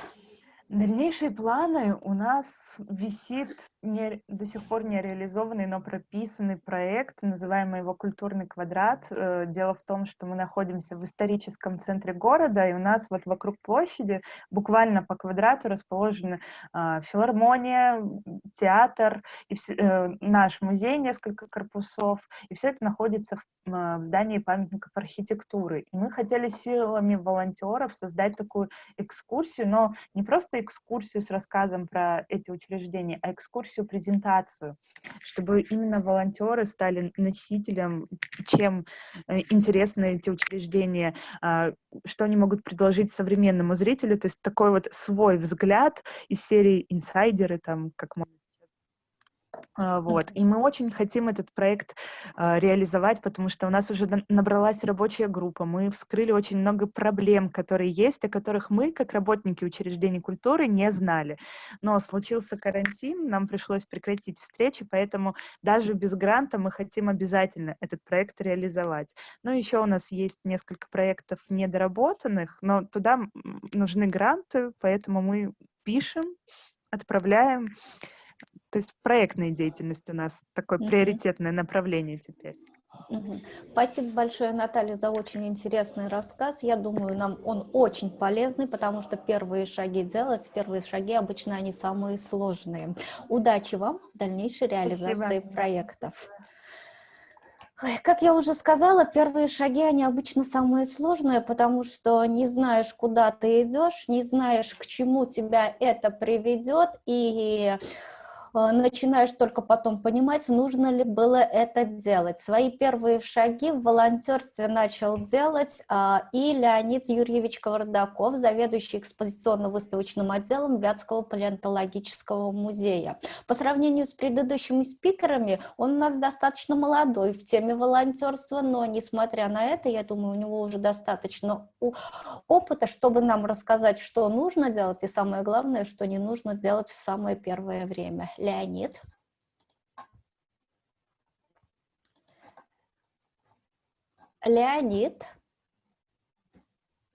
Леонид, вас не слышно. Да. Теперь Здравствуйте, слышно. коллеги. Да. Добрый день. Здравствуйте, коллеги. Открылась ли презентация? Да, открылась. Замечательно. Было очень вдохновляюще, приятно и полезно послушать опыт коллег, у которых уже от года и более существуют волонтерские центры, которые развивают эту работу уже активно и систематично. Мы осознали, наверное, только в текущем году потребность сформировать вокруг музея сообщество волонтеров для того, чтобы развивать деятельность по разным направлениям. Потому что на самом деле всегда все начинается с 3 вопросов. Да? Кто мы, чего мы хотим и когда мы этого хотим. Что выражается в определении миссии, концепции и стратегии развития музея в целом и каждого конкретного направления. Но если говорить конкретно про нас, то кто мы? Музейщики, любители, палеонтологи, которые ищут окаменелости, проводят раскопки главным образом на Котельническом местонахождении. Музей наш находится в Кировской области в 2 городах, в городе Киров и в городе Котельнич. Началось все с Котельнича, потому что именно там вот этот памятник природы прекрасный, по площади примерно с княжества Монако, где на 7 крупных точках можно находить остатки древних животных и растений, которые уникальны для именно этой местности. Оттуда уже 15 новых видов животных описано, и, в общем, потенциально работа там на все лето для достаточно большого количества людей. Ну, как вы видели, коллектив у нас относительно небольшой, 16 человек. Это и в Киров, и Котельнич, считая В Кирове музей наш располагается в здании кукольного театра, занимает несколько залов под экспозицию, под фондохранилище и под лабораторию. В Котельниче располагаемся в цокольном этаже жилого дома вообще на данный момент. Когда мы говорим о системности, что мы имеем в виду? В первую очередь, что мы не ищем волонтеров просто чтобы было. Сначала возникает потребность, да, то есть, как я сказал, мы понимаем, чего мы хотим. То есть мы хотим, нам нужно проводить раскопки на местонахождении каждое лето. Нужно вести научно-просветительскую работу, то есть, как мы себе это определяем, делать палеонтологию понятнее и интереснее для людей. Это нам нужно делать круглый год в различных формах. И, соответственно, по каждому направлению мы должны понимать, что у нас сейчас есть, какие возможности, мощности, да, и какие потребности и задачи, а также к чему мы хотим прийти. То есть закладывать рост и развитие изначально в концепцию и стратегию. В какой-то момент возникает понимание, что по определенному направлению или по всем только лишь своими ресурсами не справиться. И нужно искать людей, которые помогут. Где-то не хватает экспертизы в чем-то, и нужно искать мастеров, экспертов, готовых помочь. Где-то банально не хватает рук, физической силы. В нашем случае, да, там может быть нужно 2-3 физически крепких человека, которые готовы переносить тяжести и работать киркой и лопатой на раскопках. Или готовить еду, да, собирать дрова для костра, для того, чтобы помогать нам на раскопках. И мы пришли к тому, что в экспедиции нам нужны волонтеры лагеря, которые работают в лагере и обеспечивают быт, и, собственно, волонтеры раскопок, которые помогают копать и переносить. В какой-то совершенно идеальной форме появляются еще волонтеры, которые помогают в поисках. Они, как правило, уже в палеонтологию насколько-то погружены или имеют художественное образование, потому что для поиска нужно либо четко понимать анатомию, либо очень хорошо различать цвета, текстуру и фактуру материалов, чтобы отличить кость от обычной глины, в которой они у нас сохраняются. Итак, раскопки — это первое наше направление. Второе направление, после того, как материал добыт и перевезен в музей, это работа в лаборатории. У нас 2 научных сотрудника, а материалов бывает очень много. Какие-то находки лежат неотпрепарированными еще с 90-х годов. Поэтому к работе в лаборатории мы тоже привлекаем волонтеров. Но тут своя специфика. Лаборатория у нас небольшая, и есть проекты, над которыми уже работают, собственно, научные сотрудники. Поэтому мы для себя определили, что максимум 2-3 волонтера нам нужно для того, чтобы начать эту работу. Раньше она не велась. Вот на фотографии вы видите волонтера первого, который у нас поработал в прошлом году, девушка из Москвы, волонтерившая в палеонтологическом институте РАН, приехала к нам на раскопки и после этого вернулась еще раз поработать неделю в лаборатории. Но мы, конечно, хотим постоянной, регулярной работы, поэтому думали привлекать студентов из сельхозакадемии. У них уже есть понимание анатомии, и это им поможет лучше проводить лабораторную работу. Но тут, в общем, жизнь нас опередила еще до того, как мы начали какие-то поиски. Студенты из сельхозакадемии с интересом к работе в лаборатории, в общем, сами к нам пришли. К этому еще вернусь. Также есть, конечно, событийное направление, как у всех музеев. Это музейная ночь в мае, ночь искусств в ноябре и отдельные свои тематические мероприятия, которые у нас День геолога, День палеонтолога, также День фасилий, День окаменелостей, День рождения музея, конференция детская, которую мы проводим в ноябре.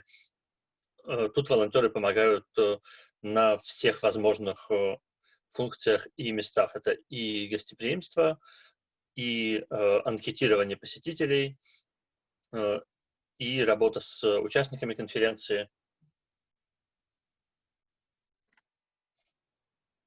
Мы, однако, не ограничиваемся только лишь своей прямой деятельностью в привлечении волонтеров. Есть проблема на местонахождении, где мы проводим раскопки. Мы это место раскрутили, сделали туристическим. Еще до нас это место было популярно среди рыбаков и до сих пор остается популярным. Все это приводит к тому, что остается очень много мусора. Поэтому в этом году мы решили впервые привлечь волонтеров к, назовем это, экологическому активизму. Собрали группу людей, которые помогали нам собирать мусор на территории местонахождения. И здесь мы обратились к активной и достаточно большой группе, которая через интернет работает. Называется она «Вятка без мусора». Через них мы кинули клич. И удивились, потому что откликнувшихся, желающих поехать, было больше 100 человек, по-моему, даже около 120. При том, что количество подписчиков в как раз в группе «Вятка без мусора» где-то 7 тысяч человек, у нас в музейной группе где-то 3 тысячи человек, то есть суммарно с 10 тысяч человек мы собрали бы 120 человек, готовых поехать. Но дальше возник вопрос с доставкой, и удалось, благодаря помощи наших партнеров, найти один автобус, который спонсоры готовы были предоставить для того, чтобы свозить на берег группу из 30 волонтеров с сотрудниками музея и привезти их обратно уже с мусором, который они собрали здесь. На фотографиях можете видеть, как эта работа шла. Приятно, что группа, которая собралась вот ради этого, она продолжила жить. То есть тот же чат, созданный ВКонтакте, это не еще один мертвый чат, а вполне живое сообщество, где волонтеры продолжают общаться, обмениваться какой-то информацией и договариваться о новых акциях, которые с музеем уже не связаны. После нашего выезда они организовали уже 2 приборки в других районах области вообще. На самом деле, как уже многие выступавшие сегодня говорили, с одной стороны, ничего нового. Музеи с волонтерами работали, наверное, все время с тех пор, как музеи появились, просто слова «волонтер» не было. Да, все новое — это доработанное старое. И наш музей начался с того, что в 90-е будущий первый директор музея Альберт Хлюпин приехал, в общем-то, волонтером на раскопки московских палеонтологов, что, в общем, можно видеть на фотографиях здесь, и остался в их команде. И через несколько лет уже совместными усилиями они создали музей. И местные жители при создании помогали музею с переездами, с ремонтом и на раскопках в том числе. Некоторые из них, из волонтеров, переходили в сотрудники музея. Сейчас мы просто это новое действительно систематизируем, создаем волонтерское сообщество именно. Для чего мы это делаем и зачем? Для того, чтобы иметь возможность регулярно обращаться к этому ресурсу и получать от него больший эффект. Потому что бывает такое, да, что люди приезжают разово на раскопки или в лабораторию и могут больше не приехать. И кажется, что ну и что, приедут новые. Но так обычно и бывает, да. Но в какой-то момент начинает хотеться системности, и даже возникает необходимость в системности. Нужен такой устойчивый ближний круг волонтеров, которые смогут быть, как это называется, тимлидерами, организаторами, волонтерами волонтеров и помогать там, где сотрудники музея не могут физически выехать, выйти и вообще даже минуту внимания уделить в самом крайнем случае. Поэтому формировать сообщество очень важно, и формировать сообщество можно по-разному, и волонтеры бывают разные. Музеи естественно-научные, и мы с этого года тоже начали, ведут активную работу с дарителями музея. Есть у каждого музея, в общем, определенный круг людей, которые когда-то что-то передали в дар. Просто находки, сделанные во время путешествий по области или по стране. Это совершенно разные люди. У нас они от 12 до 60 плюс. И вот мы их собрали в этом году впервые на День дарителя, провели для них специальное мероприятие и были приятно удивлены тем теплым откликом, той энергией, энергетикой, которую они принесли. Несколько человек пришли с новыми дарами и говорили, что им очень приятно, что музей помнит о них и воспринимает их как друзей. Они, в общем-то, тоже волонтеры, потому что эмоционально с музеем соединившись, они позже могут помогать по тем направлениям, которые музею могут быть нужны. И тут очень важно уделять им внимание, потому что есть такой риск, о котором сегодня тоже говорили, воспринимать волонтеров как что-то само собой разумеющееся, и тех же дарителей, и не относиться к этому со своей стороны с достаточным пониманием и той же простой душевной теплотой. Поэтому важно волонтеров собирать на такие тусовки, поддерживать связь, благодарить за помощь, то есть просто встретиться в музее или где-то в городе, также выйти вместе в театр, как сегодня говорилось. И это поможет привлечь больше людей, если в этом есть необходимость, и замотивировать тех, кто уже помогал, продолжать помогать, потому что для них музей перестает быть просто зданием с хранилищем и залами, а становится частью их жизни, и они, в общем, становятся частью такой музейной семьи, как более высокой формы существования музейного коллектива. Я, наверное, уже подытоживая, скажу, где можно искать волонтеров. Во-первых, среди посетителей музея. Они уже к вам пришли, значит, у них есть какой-то интерес к вашей тематике. Разместите объявление в фойе, на кассе, может быть, даже в экспозиции. Сориентируйте экскурсоводов на то, чтобы в экскурсии упоминалось как-то красиво завернуто в общий рассказ возможность стать волонтером музея. Опять же, если это реализуемо, зависит от тематики экскурсии. Смотрителей можно также сориентировать на общение с посетителями, которые выказывают какой-то особый интерес, хотя бы даже просто в том, чтобы адресовать их к тем же объявлениям о возможности стать волонтером музея. Дарители, о чем тоже сегодня уже говорили, они могут помогать и в чем-то еще, потому что, очевидно, если они принесли какую-то интересную вещь, ну или в нашем случае окаменелость, в дар музею, то уже значит, что у них, что называется, душа лежит к этому. Есть хорошие готовые варианты. Волонтерские центры вузов и другие студенческие организации уже имеют команды волонтеров или возможность быстро собрать группу волонтеров с нуля под ваши конкретные цели.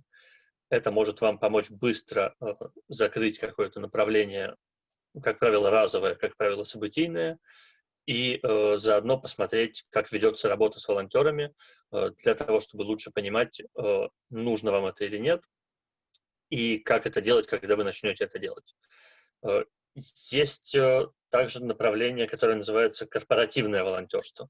То есть вы обращаетесь к хедхантерам или в правкомы частных или бюджетных предприятий, фирм, и говорите им, что вот есть такая возможность, вот, например, экологическое волонтерство. Музей просит сделать что-то, за что может предоставить, в свою очередь, проходки в музей или что-то еще. А может быть, даже и не нужно ничего будет, если в компании, в предприятии уже налажена эта работа, они это просто сделают, потому что это часть того, как предприятие себя позиционирует.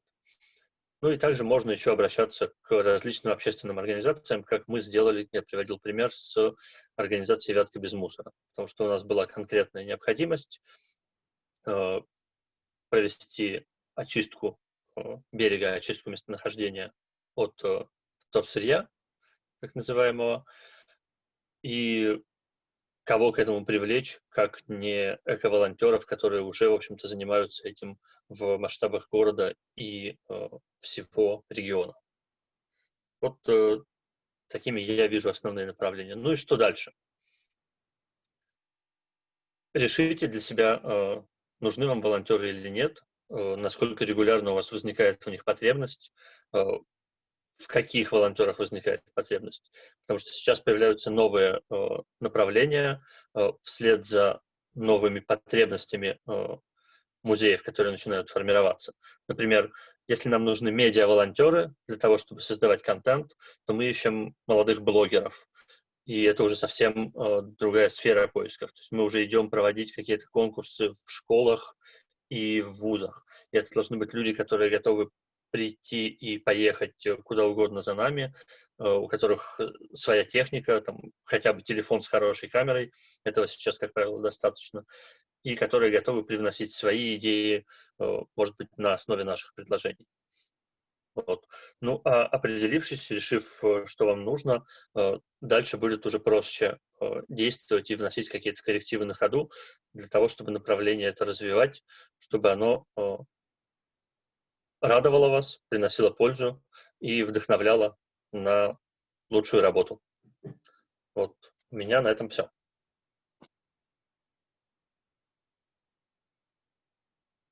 Леонид, спасибо большое за интересный доклад.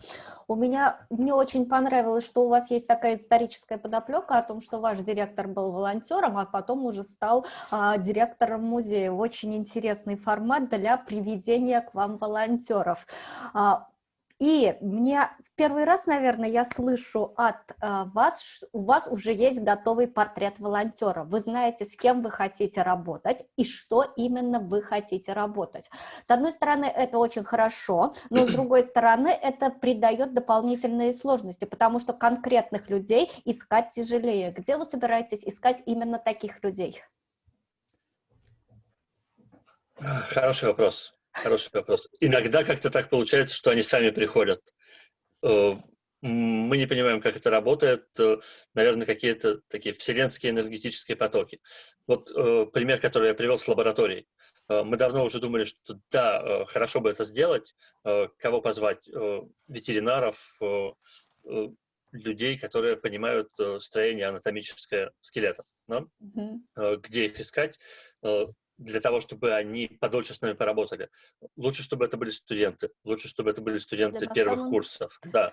А где? Вот в сельхозакадемии. И они приходят к нам на день дарителя со своим преподавателем и говорят, знаете, вот мы бы хотели препарацией у вас в лаборатории позаниматься. Мы говорим, отлично, мы как раз думаем открывать это направление и хотели к вам в вуз идти с таким запросом.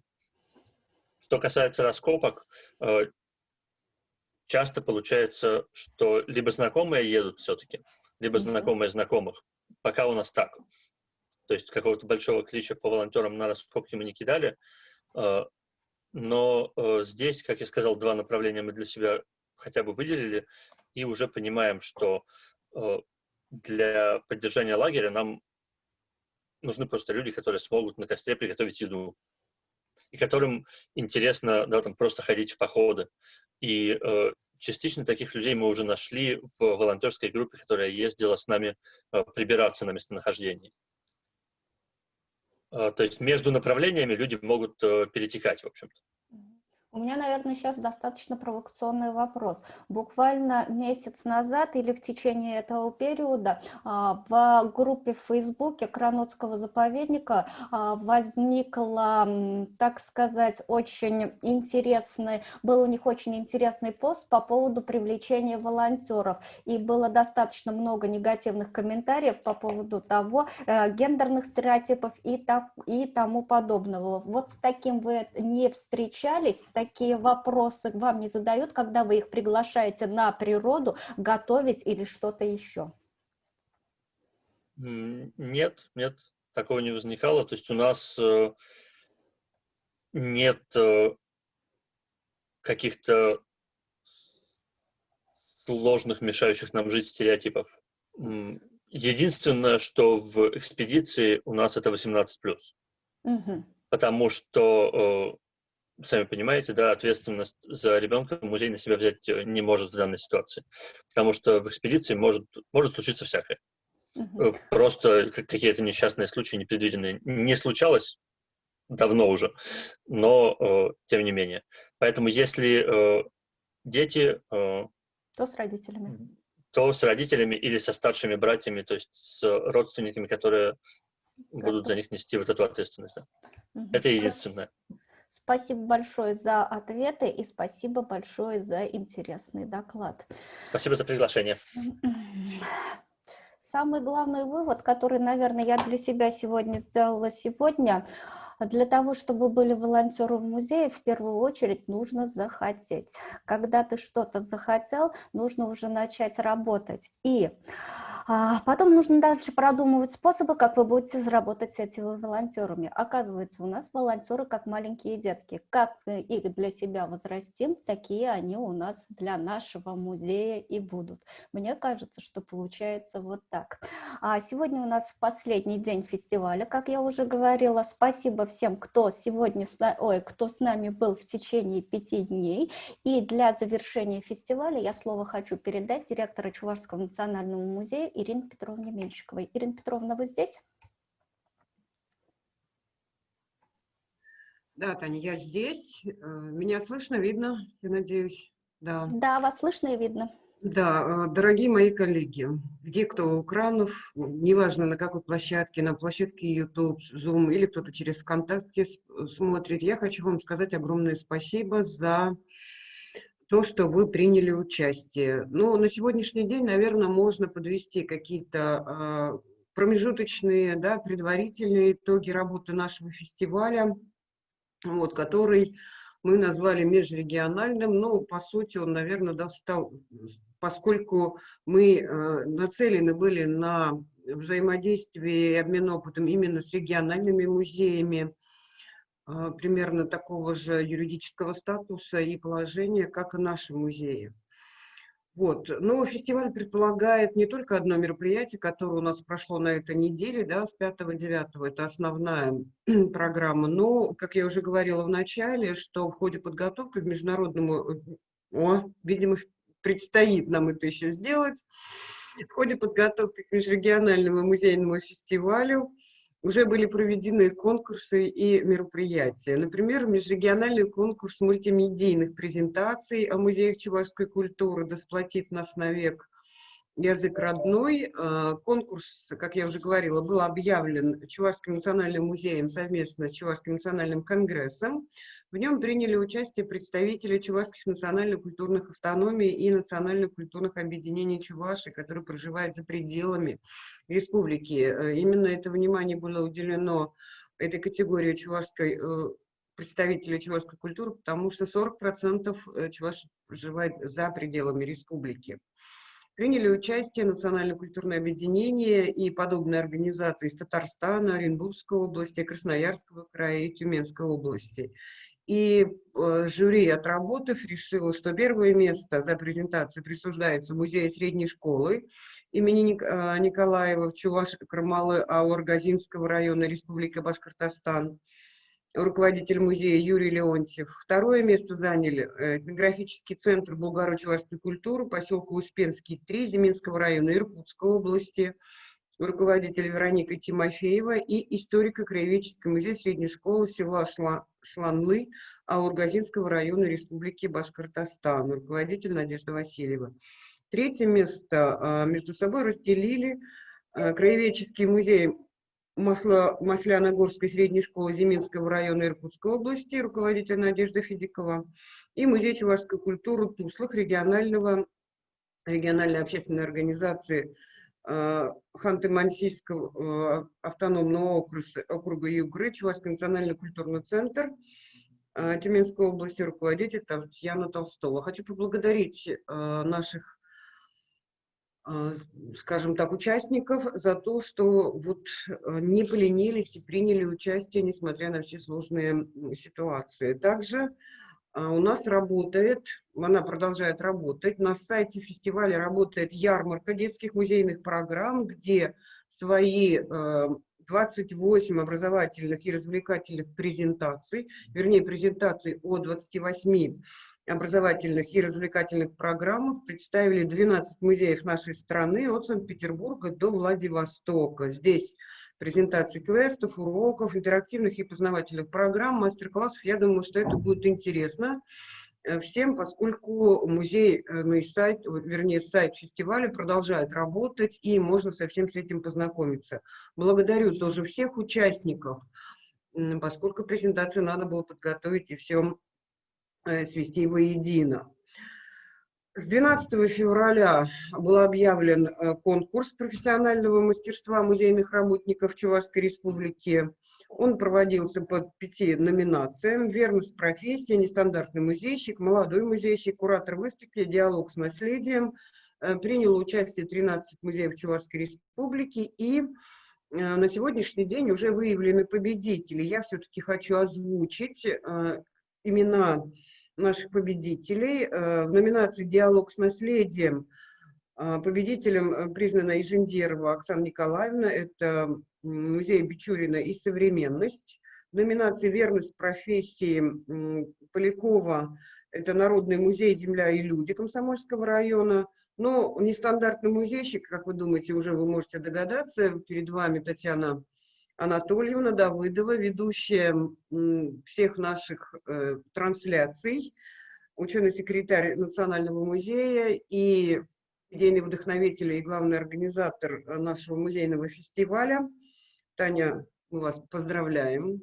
Я надеюсь, вы слышите хлопки всех тех, кто сидит у экрана. И в номинации «Куратор выставки» Иванова из Центрального музея системы Ядринского района, Центральной музейной системы Ядринского района Чувашской Республики. К сожалению, номинация «Молодой музейщик» оказалась не состоявшейся. Видимо, наши музейщики молодые посчитали себя еще не совсем музейщиками, поэтому решили не принимать участие. Так что мы поздравляем победителей и очень рады, что этот конкурс тоже у нас состоялся, и я думаю, что эта традиция у нас продолжится. Параллельно с основной программой фестиваля шли у нас еще 19-е Петровские чтения, которые проходят в Национальном музее с 2001 года, который собирает на одной площадке представителей музейной сферы, краеведов, историков, исследователей культуры. Вот. Проводится оно в честь Михаила Петровича Тенихпи, одного из основателей Чувашского национального музея. Вот. И, конечно же, круг обсуждаемых тем очень большой для нашего региона. Это единственная такая вот площадка, где обсуждаются музейные и околомузейные проблемы.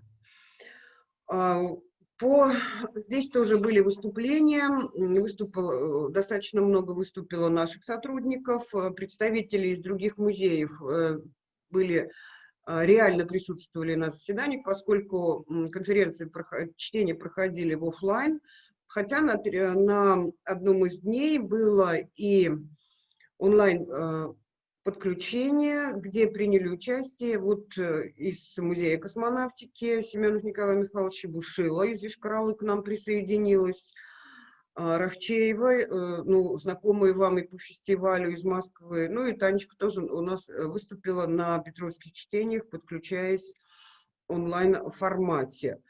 Вот, Петровские чтения тоже свое отработали. Для всех участников, заявившихся, у нас сборник будет представлен. Ну, если уже перейти к основной программе межрегионального фестиваля, здесь можно сказать о том, что отработало у нас 5 секций, вы все об этом знаете, с 5 по 9 декабря. Спикерами стало 23 музейных сотрудника, представителей из одного федерального и 21 региональных музеев, ну и были приглашены представители других организаций, о которых вы тоже знаете. Зарегистрировалось на наш фестиваль 243, наверное, уже, может быть, и больше участников. Это было на вчерашний день. Вот. За период проведения на платформе Zoom приняло участие около 150, но не считая сегодняшнего дня, это, наверное, где-то около 170 уже будет на канале YouTube просмотров. Ну, здесь даже сложно, наверное, считать, потому что, например, запись первого дня, она у нас имеет уже 332 просмотра на вчерашний день. Количество просмотров растет. Я думаю, что, может быть, вот на сегодняшний, прямо сейчас Таня может сказать, да, сколько просмотров? Пока нет. Нет, Вы не к сожалению, нет. Ну, то есть, самая, наверное, такая замечательная сторона онлайн-фестиваля в том, что мы действительно подключили всю страну. Сегодня, как вы видите, с разницей в часовых поясах на 7 часов. Это приняли участники, вот самая северная точка у нас Санкт-Петербург, самая южная точка, вернее, как сказать, западная точка Санкт-Петербург, восточная точка, зарегистрировавшаяся, это Магадан, Магаданский областной краеведческий музей. С севера к нам подключался Архангельский краеведческий музей, они принимали участие активно и в ярмарке. С юга это Дербентский музей-заповедник Дагестан. То есть практически вся страна, вот если говорить крайними точками географии нашей страны, принимала участие. В основном государственные музеи, ну, в общем-то, задача межрегионального фестиваля, в общем-то, и стояла, потому что мы можем говорить на одном языке, поскольку федеральные музеи немножко у нас стоят в другом статусе и с другими возможностями. И завершая, наверное, свою итоговую речь, хочу сказать, что фестиваль состоялся. Он есть, и я буду очень благодарна всем участникам, если мы получим обратную связь. Думаю, что с просьбой ответить на определенные наши вопросы мы вам еще в рассылку представим такую небольшую анкету. Будем благодарны, если вы просто на сайт контактный или на сайт, вернее, не на сайт, на почту контактного лица, откуда вы получали рассылки, тоже пришлете свои соображения, замечания, предложения, что понравилось, что не понравилось. Для нас это очень важно, поскольку это наш первый опыт проведения подобного рода фестиваля. Вот. Благодаря вас я хочу все-таки вас попросить об обратной связи. Ну и, конечно же, было бы неправильным, да и очень мне хочется сказать огромное спасибо нашим партнерам, прежде всего технической поддержке. Я надеюсь, что вы меня слушаете. Утром я уже с вами общалась, и я вам очень благодарна за качество организации связи. Благодарна как раз вот в вашем лице ГИФЦу и Министерству культуры Российской Федерации. Нашим партнером выступил также Президиум ИКОМ в России, Совет музеев Приморского федерального округа. Да, для тех, кто не знает, у нас есть такой совет, который объединяет музеи федерального округа. Если меня слышат, и среди вас есть те, которые не включились в нашу общую работу музеев, добро пожаловать в нашу организацию общественную. Ну и, конечно же, нашему учредителю Минкультуры Чувашии, которая сначала нам сказала, да, музейный фестиваль нужно проводить, и поддержку оказывает. Мы говорим тоже огромное спасибо. В общем-то, у меня все. Если у вас какие-то вопросы, пишите, спрашивайте. Может, в эфире сейчас кто-то хочет задать вопрос, пока мы не ушли из связи. Вот. Спасибо всем. Спасибо большое, Ирина Петровна. Еще раз всем спасибо, что были с нами 5 дней. Кто не успел посмотреть, смотрите наши записи. Мы будем мониторить наши просмотры, и каждый просмотр для нас будет очень важен. Мы будем понимать, что программу фестиваля мы придумали не зря, что заявленные темы и спикеры для вас оказались очень важными и актуальными. Спасибо вам за все. Прям так хочется сказать до скорых встреч, но надеюсь, пока не до скорых встреч. Спасибо и всего хорошего. До свидания.